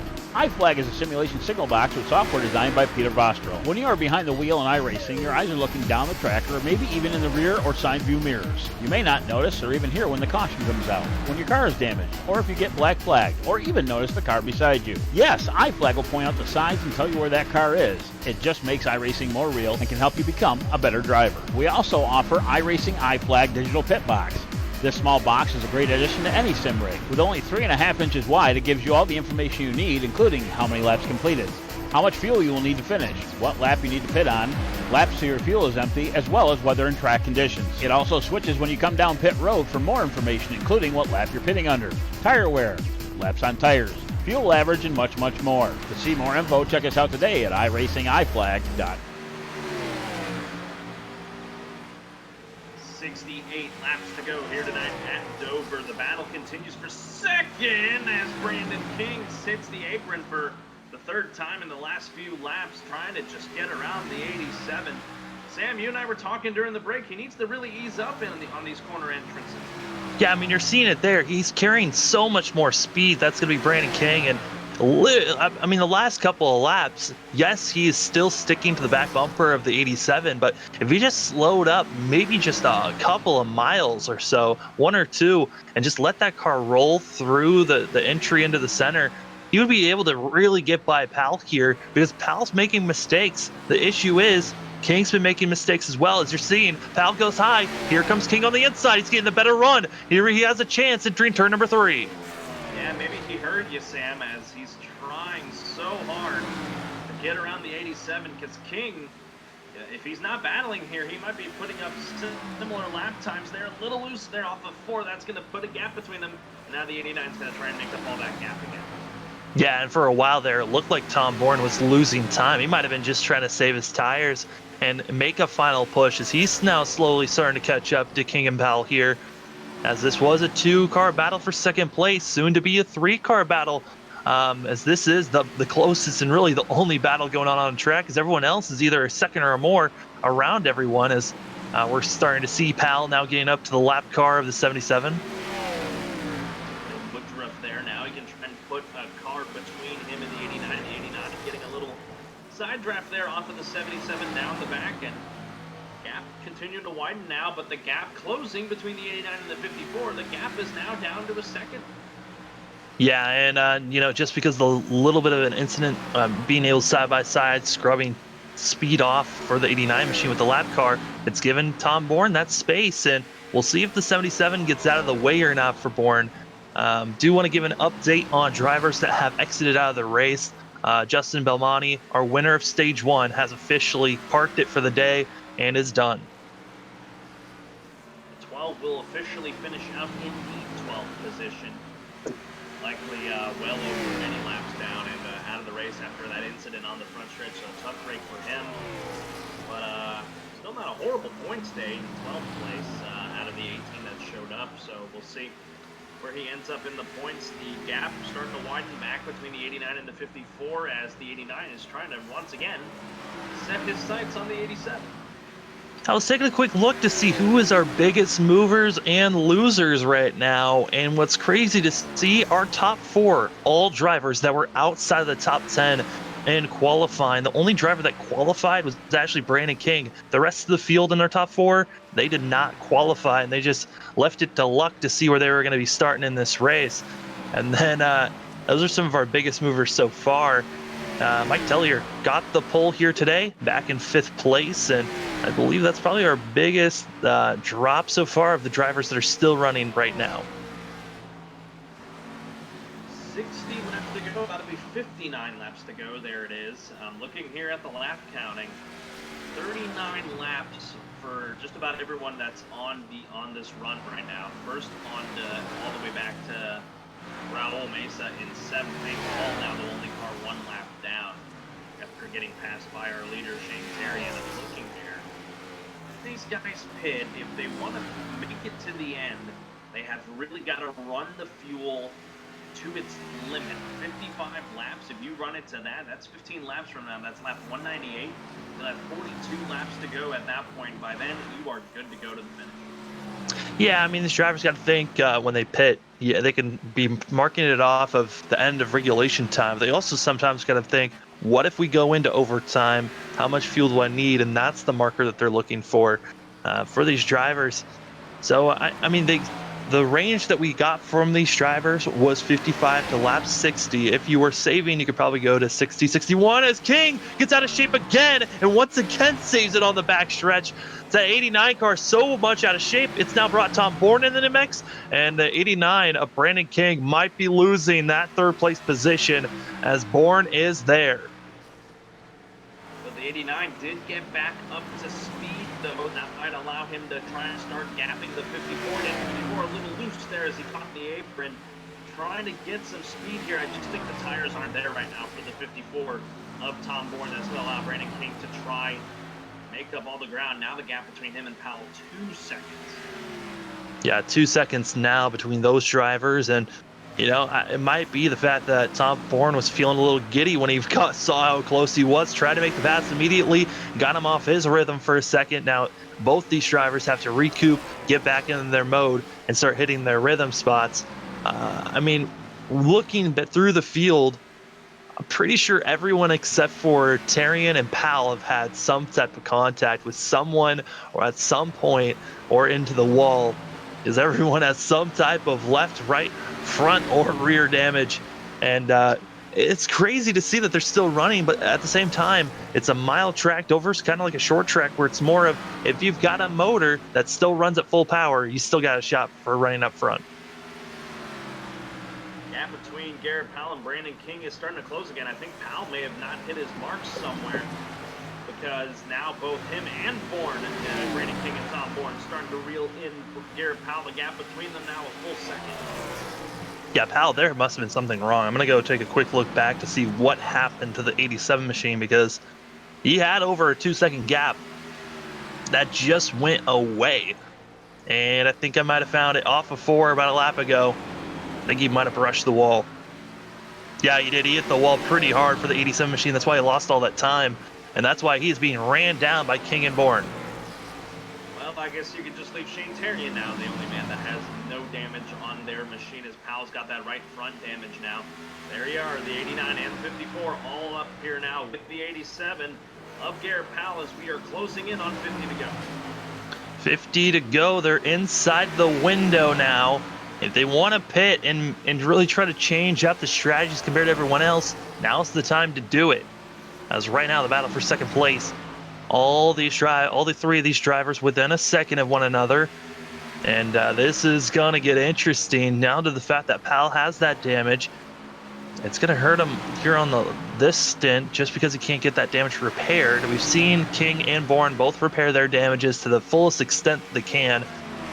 The question mark is, if they stay in line like they are, they should be fine until they need to go into the pits. But, coming to the pit road, we've already seen that be kind of treacherous for some. I mean, the 77, I think, is the great model for what happened if you miss pit road and could take out another driver.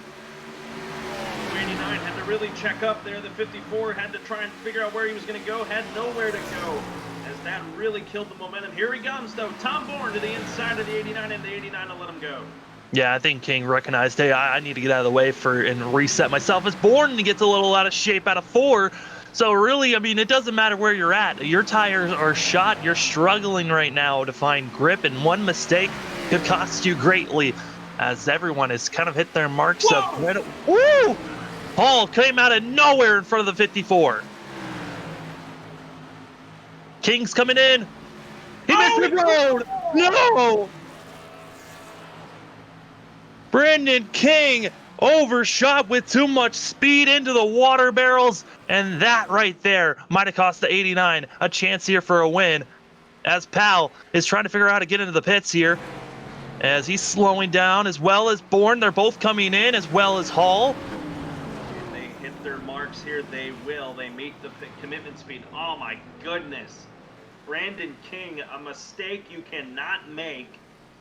Overshooting it on the apron and then into the barrels, as you said, and that, like you said, just cost them the win.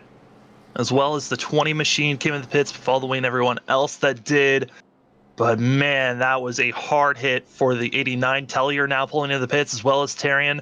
As oh no, the 3 machine just made it in. He almost did the same thing the Knight did. He drifted out of the corner, tried to come in with a different angle than what everyone else has been doing. I think he might have been speeding entering pit road, so we'll have to keep and see if the 3 machine has any speeding penalty, because he came flying through. Everyone now into the pits of those that were on the lead lap. Tarian getting service right now. In the 83, he is clear and good to go. Robert Kenny also into the pits. The car we need to watch is Garrett Powell. Where is he going to come out? He's through 3 right now. 83 is just now coming out of the pits. We'll see when it happens, whenever the 83 does get up to full speed. Watching here, trying to watch the speeds closely. Powell carrying 170 through the front stretch. On the same straight, it's looking pretty good for Shane Terry, and he's going to maintain the lead here after the pit stops.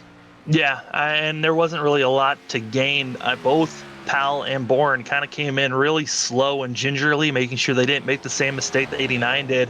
The 3, though, of Mike Tellier, he did get a speeding penalty for the 3 machine, and that's why he's still on pit road. That penalty was huge for the 3 that was looking like he was going to get a top 5 finish here. Brandon King, despite the pit road mishap, cycles out into the 5th position. Last car on the lead lap, 17 seconds off the race leader. So not a horrible break, and the helping of what happened with Mike Tellier also benefiting from the 89. Garrett Powell machine, he settles into 2nd, a little loose there with the fresh rubber there. And then Tom Bourne sitting behind him in the 3rd spot, 1.3 seconds off of the 87 with 41 laps to go, as lap 200 about to go on the board. Actually, it'll go on the board next time by. Yeah, 200 laps. It's been a long one. These drivers have had to stay focused.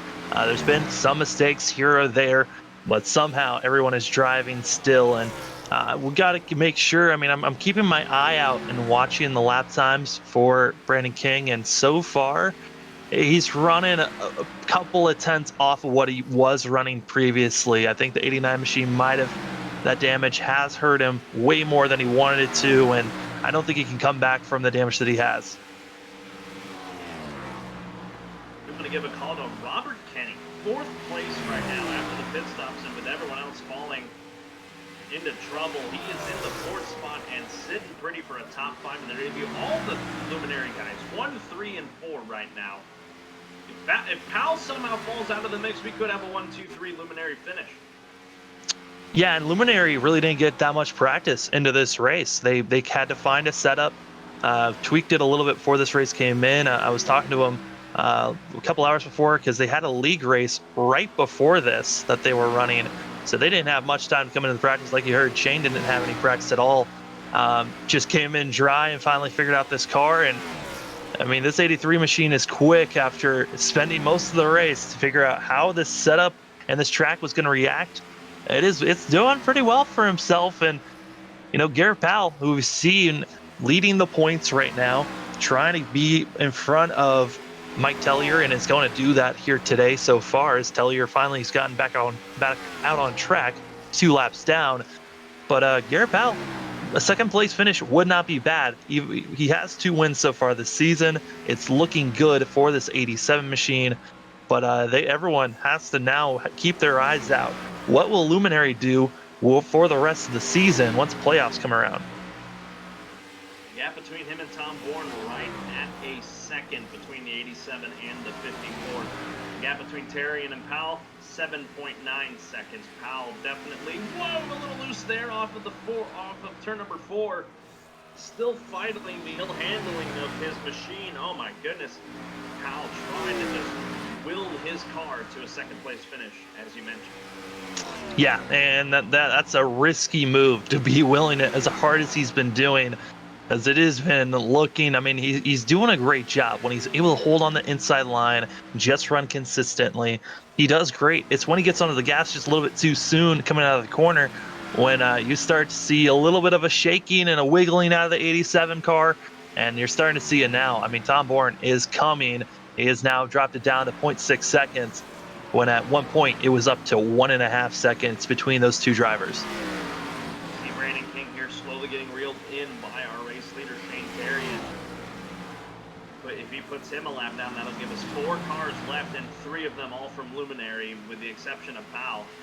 Wouldn't that be something for that to go down? And then the 89 getting reeled in here by the 83. Let's see how Tarian attacks the car that's trying to stay on the lead lap.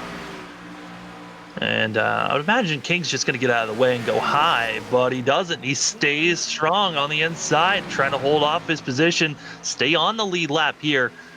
But oh boy, no, it's really not, and it kind of gets a little nerve-wracking for the leader, right? You know you're quick. You're hoping the lap car would just let you go on by, so you're both safe just in case someone makes a slip up.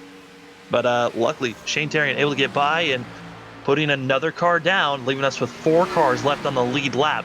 Tom Bourne is there. He's 3/10 back from Powell and setting up for this pass as we're coming up to only 30 laps to go. Battling, starting to heat up for the second position. The 4th place car, the final car on the lead lap, Robert Kenny. He's the next car to be in the sights of his teammate Shane Tarian, so we'll see how that happens. I'm sure Kenny will just let his teammate go by. I'm sure he's content with the 4th place finish if everything pans out the way it does. Here comes Tom Bourne, trying to get a good run here through the center of the corner and try to run down the 87. Really? No, he got the wall. He gets the wall. This is going to give now Robert Kenny a potential chance, as now he's coming out of 4. Will he be making the pass here on Powell, who hit the wall hard? And we've seen Powell, once he has damage, that 87 machine just does not look right as it continues to wiggle. Got the lap machine of Tristan Maher around him right now. Look, his teammate in the 17 just still all over the place is the 87. My goodness, it's just falling off the rails here. Garrett Powell trying to just maintain 3rd spot right now. Maher all over him, and he'll go around the 87 here, try and get around him at least. Push past his teammate. My goodness, a tough break for Garrett Powell. Now out of 2nd place and now into 3rd. As I'm keeping my eye out and seeing how much is Robert Kenny gaining on Garrett Powell, as it is, that is a huge difference. Looking at the line next time by, we'll see how it is. The gap at 4 seconds between the 87 and the 34. Tristan Maher, his teammates, just trying to get around him. 87 just still fighting the looseness of that machine. That time by, still 4/10. Yeah, and it's only going to get worse, especially with Maher not. He's trying to get by because he's faster. He knows he's faster than the 87 car at the moment because the 87 car has so much damage, but Maher's not able to get around his teammate because there's no real space, which is causing both of them to slow down and bringing Robert Kenny closer and closer into this little bit of a mix-up. 34 also has a lap car in front of him as well. The 37 of Raul Mesa, 2nd car, 1 lap down. Not quite into our picture yet is the 34, but the gap between Powell and Kenny is 3.3 seconds. It is closing quickly between the Powell machine and Kenny. This time by still just over 3.5 tenths this time. So Powell's slowly letting it get back to even, but still not enough for him to hold off Kenny, as Kenny's just into our picture. Yeah, Kenny went from being about 9 seconds back before Powell clobbered the wall. It is now down to 3 seconds difference between 3rd and 4th place. And what a start of coming into a league would this be, is somehow Luminary goes 1, 2, 3 right off the bat. I mean, you knew Garrett Powell had a strong car. Mike Tellier had a strong car. It's just been simple mistakes that have hurt both these machines, and it has really coughed up a chance for them to either win this thing as the 17 gets out of shape there. I think both the 87 and the 17 got out of shape, and the 17 ducked down to avoid the trouble. Gap between the Powell and Kenny now 2.5 seconds. Folks, if this is the best battle that's starting to brew on the racetrack, that's why we're looking at it. Shane Tarian well in control of this race. 11 seconds, you're not missing anything with him. Tom Bourne well into 2nd place, 5 seconds ahead of Powell, 7 ahead of Kenny, 11 back of the leader, so you're not missing anything with the 83 and the 54. The battle will be eventually between the 87 and the 34. There was a slight battle that happened back for 7th place. Mike Tellier was able to get by Nathan Hall, and Hall now drops back to lap machines that are trying to get back on track and just clock some laps down. As the 77 makes contact with Hall and somehow saves it. He gets loose on the backstretch. Save it. Oh my goodness. I don't know how Woodruff saved that, because he shouldn't. He should not have saved that. He drifted it through 1 and 2, clobbered the inside wall, and continues to clock on. Right now, 48 laps down. And for Hall, that's nerve-wracking being, 2 laps down, and the driver you were trying to run down was right in front of you. Now he's a second and a half back. As we move back up to 3rd place, it's less than a second. Robert Kenny is going to be there.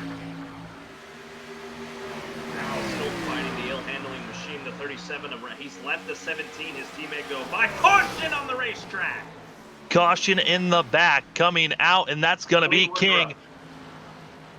And Brandon King. King off of 4. And you just couldn't save it this time.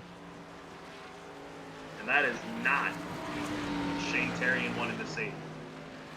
No, absolutely not. But at the same time, I mean, they've got tires to work with, right? So that's the main thing to worry about with these drivers. The question is, I know Tellier used all of his tires. Kenny might have used up a bit of his tires. We know that our top 3 have tires to work with. This is great for, Garrett Powell, who's going to now come in, get the repairs done that are necessary to get that 87 car fixed up and back out there. But King hating to see that type of incident for himself. Being a lap down, that's actually going to give Raul Meza now the lucky dog position. So move Raul Meza into the lead lap here. Is Terrian, Bourne, Powell should follow. And Robert Kenny, he'll follow this time as well, as he was just about to be lapped by his teammate. Critical stop here. Should be a fuel-only stop here for the 83. Nope, tires also. I forgot. You're right. They do still have a set in the pocket there, so they're going to have some good rubber here for this restart here. Again, not what Terrian wanted to see, not what Tom Bourne wanted to see, as 83 is out and away. The 54 should follow him momentarily. Might be trying to repair some extra damage that might be on the 54, as he is now out in the way, and he will be second here. A 1-2 restart here for Luminary. Yeah, Tom Bourne able to get that damage repair. Maybe he'll be able to run down Terrian here. Robert Kenny able to come in and get that damage repair. Powell's going to be staying in a little bit longer, as well as King, trying to get as much damage repaired before going a lap down here. And most likely, we're going to be seeing Powell come in every single time he can to get repairs done. He'll be still starting back in 5th place. Raul Meza, though, will be starting at the end of the line. So I take that back. I think Powell actually will be in 4th place once they get going, as Meza will be starting at the end of the line. So 4 cars to find a winner here tonight. Shane Terrian, who's dominated the second stage, and he's led the most laps tonight. Tom Bourne, his teammate, who's been lurking around, finally got around Garrett Powell right before this caution, and now he's sitting second. But Robert Kenny, their teammate, he's going to be restarting 3rd here. 1, 2, 3 for the Luminary guys for the moment. And then Garrett Powell, who's been fighting an ill-handling car all night, now trying to get the damage repair that's necessary. He's back down again. Try and get service here before the restart here. Maybe top the car off as well, just to be sure. And how about Raul Meza? He's going to be he may be in the picture as well if some things go awry for our leaders. Yeah, Mike Tellier is going to be taking a wave around here, which will then put the 3 machine being one of the cars 1 lap down with King.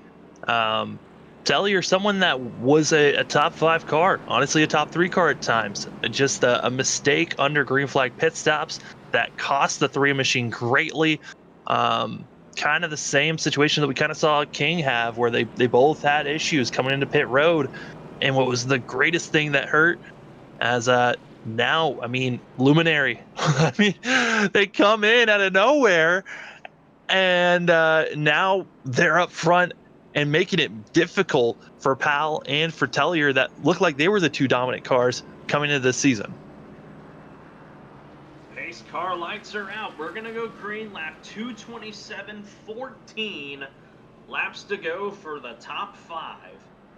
They're still out there. Garrett Powell trying to work his way around right now at full speed. Mike Taylor taking the wave around to get 1 lap down. Blaine Woodruff, he's in the pits. He's likely going to finish where he's at in 11th. Good recovery for Dylan Stipe in 10th, so a good top 10 run for him. It's all down to the top 5. Terry, Bourne, Kenny, Mesa, Powell. We've seen issues for Bourne, for Kenny, for Powell, and for Mesa. The one driver, and I'm sorry to maybe if I'm jinxing you, but Shane Terrian really hasn't had too many issues here today. He's had a couple of moments where you thought maybe some drivers were going to run him over when they were on fresher tires. The 12 car almost took Shane Terrian out back before in stage 1. But now here we are, stacked up, ready to go. You've got Shane Terrian, Tom Bourne, Robert Kenny, Powell, and Raul Meza, your top 5. Only drivers on the lead lap. We'll see how this thing goes as green flag out in the air. Shane Terrian leads the way. Terrian out and away. Tom Bourne will settle into 2nd. Robert Kenny into 3rd. The idea is if the Bourne machine can get up there to the 83, will he try to go for the win or will he let Shane go 2 for 2 in league races tonight? One earlier tonight in honor of his aunt who passed away earlier this week. Can he get 2 for 2 for her as he hits the line 13 to go? Right now, we're starting to see Shane Terrian setting up. We're inching closer and closer to 10 laps to go. But don't look now. I mean, our top 3 all within a second of one another. Everyone else behind them, we still have cars that are a lap down. They're still going to be running hard against one another. There's still the chance of a green-white checkered coming out if a late caution happens. Bourne taking some good speed through that corner. A 10th quicker than the 83 up. Terrian got a little bit of the apron there, so it may cost him just a couple tenths. That could be a difference down the stretch. Garrett Powell trying to run these guys down. 1.8 seconds back. When they hit the line, it'll be 11 to go. Powell not looking like he has to stop. I mean, he's running similar lap times, but he needs to be running faster than our leaders. The question is, maybe he's saving up, but now is the time that you need to be pushing as hard as you can. There's really no time of saving your tires here in these final 10 couple of laps. Bourne continues to blink, but still trucking along. Robert Kenny in this 3rd right now, just trying to roll through the corners, hit his marks, and get Luminary a 1, 2, 3. 10 laps to go for Shane Terrian. Opening up the gap now between him and his teammate Tom Bourne with just half a second. As everyone is running as hard as they are, Mike Tellier is our last car on the one lap down set up if we have a late caution to get the lucky dog if not involved in that caution. But everyone besides our top 3 right now are hoping for a caution to come out as they are just pulling away from the rest of the field. And it's honestly just been a survival game, making sure your car's still alive at the end of this race, as everyone's had some type of issue pop up. We've seen how almost whole entire field at some point hit the wall or be hit by someone else, and right now you're starting to see who is still alive and running well. Continuing the widens between the 83 and the 54, now to nearly 3/4 of a second. Robert Kenny a second ahead of Garrett Powell. Garrett Powell really falling off now and definitely out of contention for the race win. 7 laps to go now as Terrian hits the stripe. This will call to some guys. Raul Mesa just riding around in 5th. Looking like he's going to be finishing in that spot. He's going to be, got to be careful though. Mike Tellier's right on his bumper. If Mesa goes a lap down somehow in these final 7 laps, Tellier could have a chance to get a top 5. Don't look now. Lap traffic is about to be for our leaders. That's going to be King in front of Terrian. King going to be riding high, not going to be trying to hold his line, and I believe he'll be staying high for Bourne as well. So King gets out of the way quickly for the leaders there. We'll see what the next driver is going to do, as that's going to be the 77, I believe. Blaine Woodruff is the next car, but then after that it is clean green racetrack for Shane Terrian. The gap, 0.7 of a second between him and Tom Bourne. 5 laps to go here tonight. Race number 5 on the season here in the Clutch Drop Cup Series.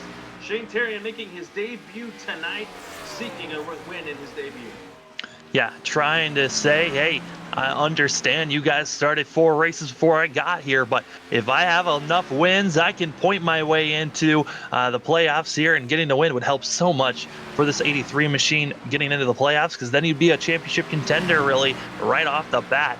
as well as all the other Luminary guys that have joined in for this race. It was all their first races as well for Tom Bourne, Robert Kenny are 1, 2, 3. It's their first race here. And the rest of the league's probably thinking, oh man, these guys just showed up.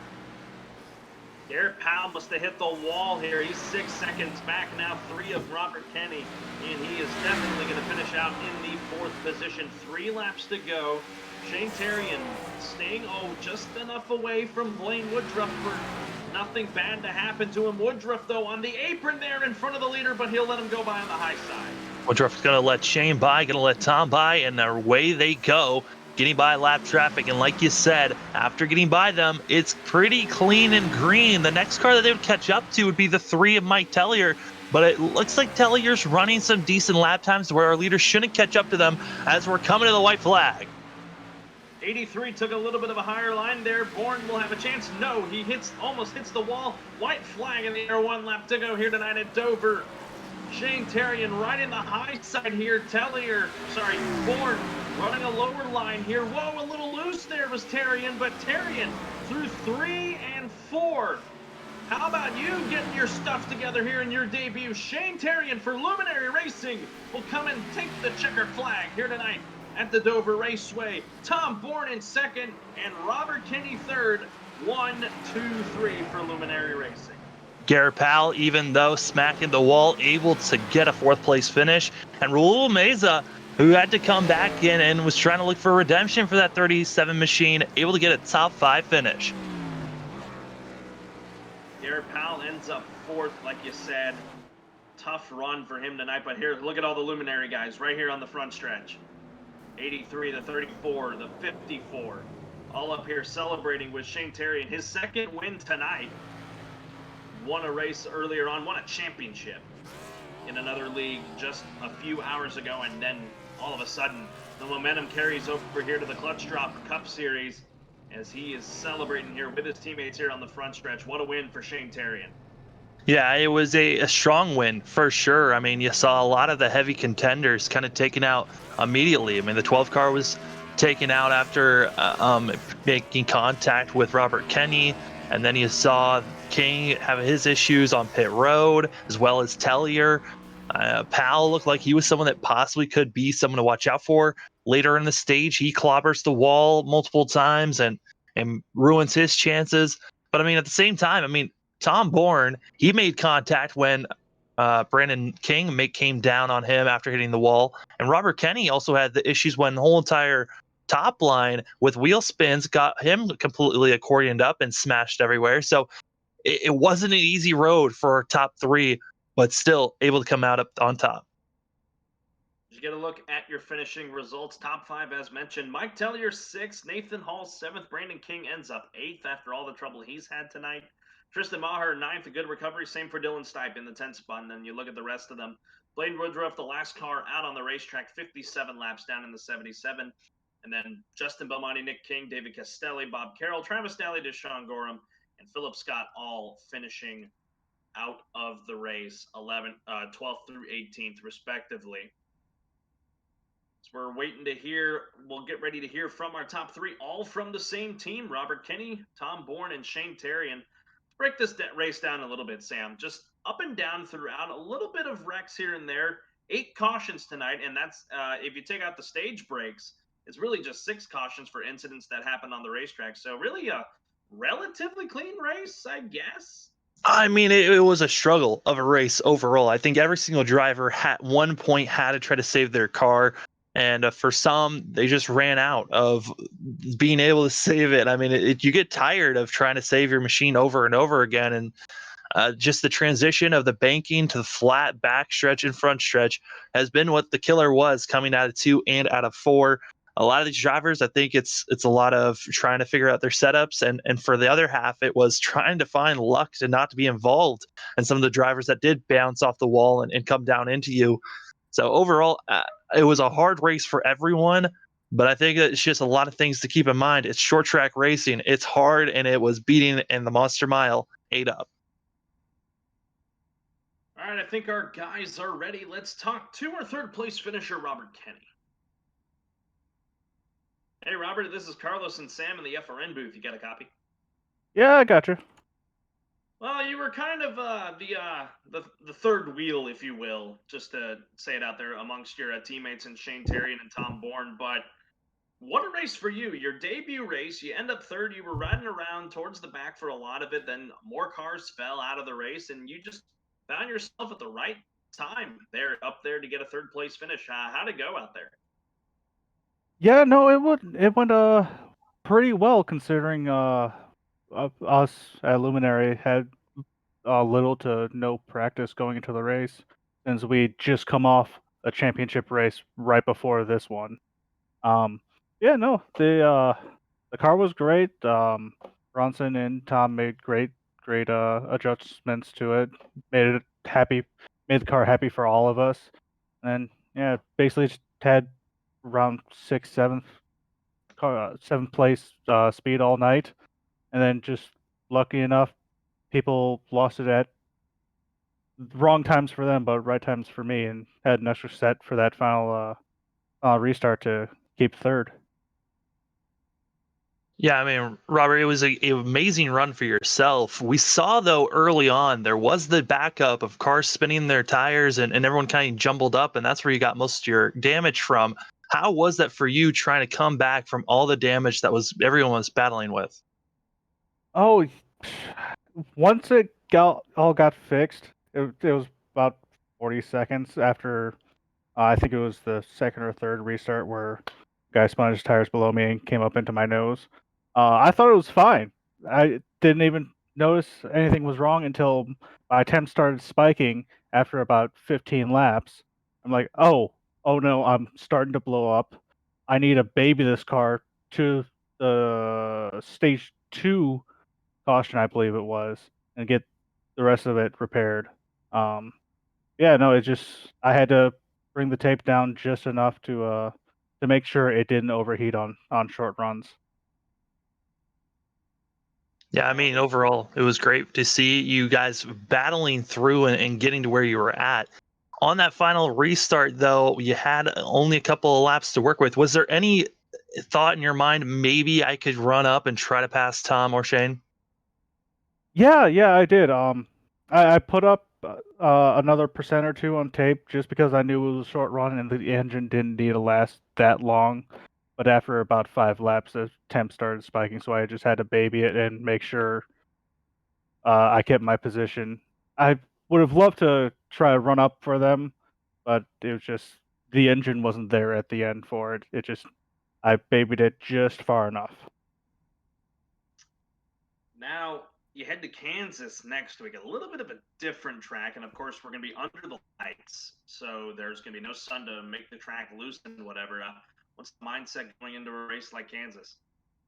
Um, Honestly, pretty good. Um, I, I'm I would say I'm halfway decent at it. I know there are people that are going to be a lot better than me, people that are worse than me, but Kansas and honestly Dover are one of the few tracks that I actually like, and they kind of click with me, and I think I can get a good finish out of it, at least a top 10, if not top 5, or possibly another top 3. Alrighty, Robert. Before we let you go this evening, anybody you want to give a shout out to? Just shout out to Astro Gaming and G Fuel that are on the cars, Tom and Shane for being great teammates. Unfortunately, Brunson couldn't make it tonight for one reason or another, and then you guys at FRN for putting on the broadcast. All right, that was third place finisher Robert Kenny, looking and poised to try and maybe turn this third place into second place or a win next week at Kansas. Best of luck to you. Have a good night, bud. Yep, good night. All right, we'll now talk to second place finisher Tom Bourne in the 54. Hey, Tom, this is Carlos and Sam in the FRN booth. You got us? Yeah, guys, what's going on? It's going good, man. You had quite the interesting race.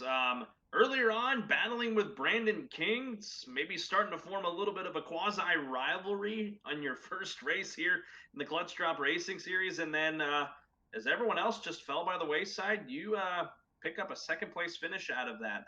Just run me through your race. How did it go? Well, first of all, I really didn't have any practice. I maybe did 20 minutes of practice throwing tweaks at the setup that Bronson made for us. So basically, we came to we went into Adrenaline not knowing how the setup was going to perform the league before this one, and finished that. But going into tonight, I didn't really expect much, and started in the back, wrecked in qualifying, and we ended up battling our way up to the front. And then when people pit under that first caution of the night, the car just took off, and I felt the speed and everything. I think I was out to like a 2.5 second lead before the next caution came out. And then we got mired back. I had some run-ins with the 89, yes. Am I happy with the way he raced me, going into one and just driving me up the track like that? No. Um, you know, I'm not really happy about that, but I put that to the side and went. And then I got into an incident with a lap car just coming straight down the track right into my door. Before I think stage 2 ended. But yeah, I mean, it was fun overall. I was battling temps later in the race, from the front end damage and everything. So I couldn't really give Shane a run for his money for the last run because the temps were hitting 280 to 285. So I had to back it down a little bit, and that's where it ended basically. Yeah, I mean, Tom, from our point of view, we saw that you guys were doing the chess match of trying to figure out how to make sure you had an extra set of tires at the end just in case the late caution came out like it did. And then also thinking about how do you work with all the damage you're dealing with? I mean, how was that dealing with both those mindsets throughout this race? Well, I had a strategy going in that, considering we only had 4 additional sets of tires, I was just going to take tires at each stage break, and then if it went green like it did, I was going to split the run in half and go 50-50 and just take tires there, and I'll still have one set for a late race caution. The damage made the car definitely tighter and everything. I couldn't gas it up as much as I wanted to off the corner. And when I didn't find that right mix, it just snapped loose or it just got super tight. So it was a battle. But, the car's not as clean as Shane's, but, it still got there.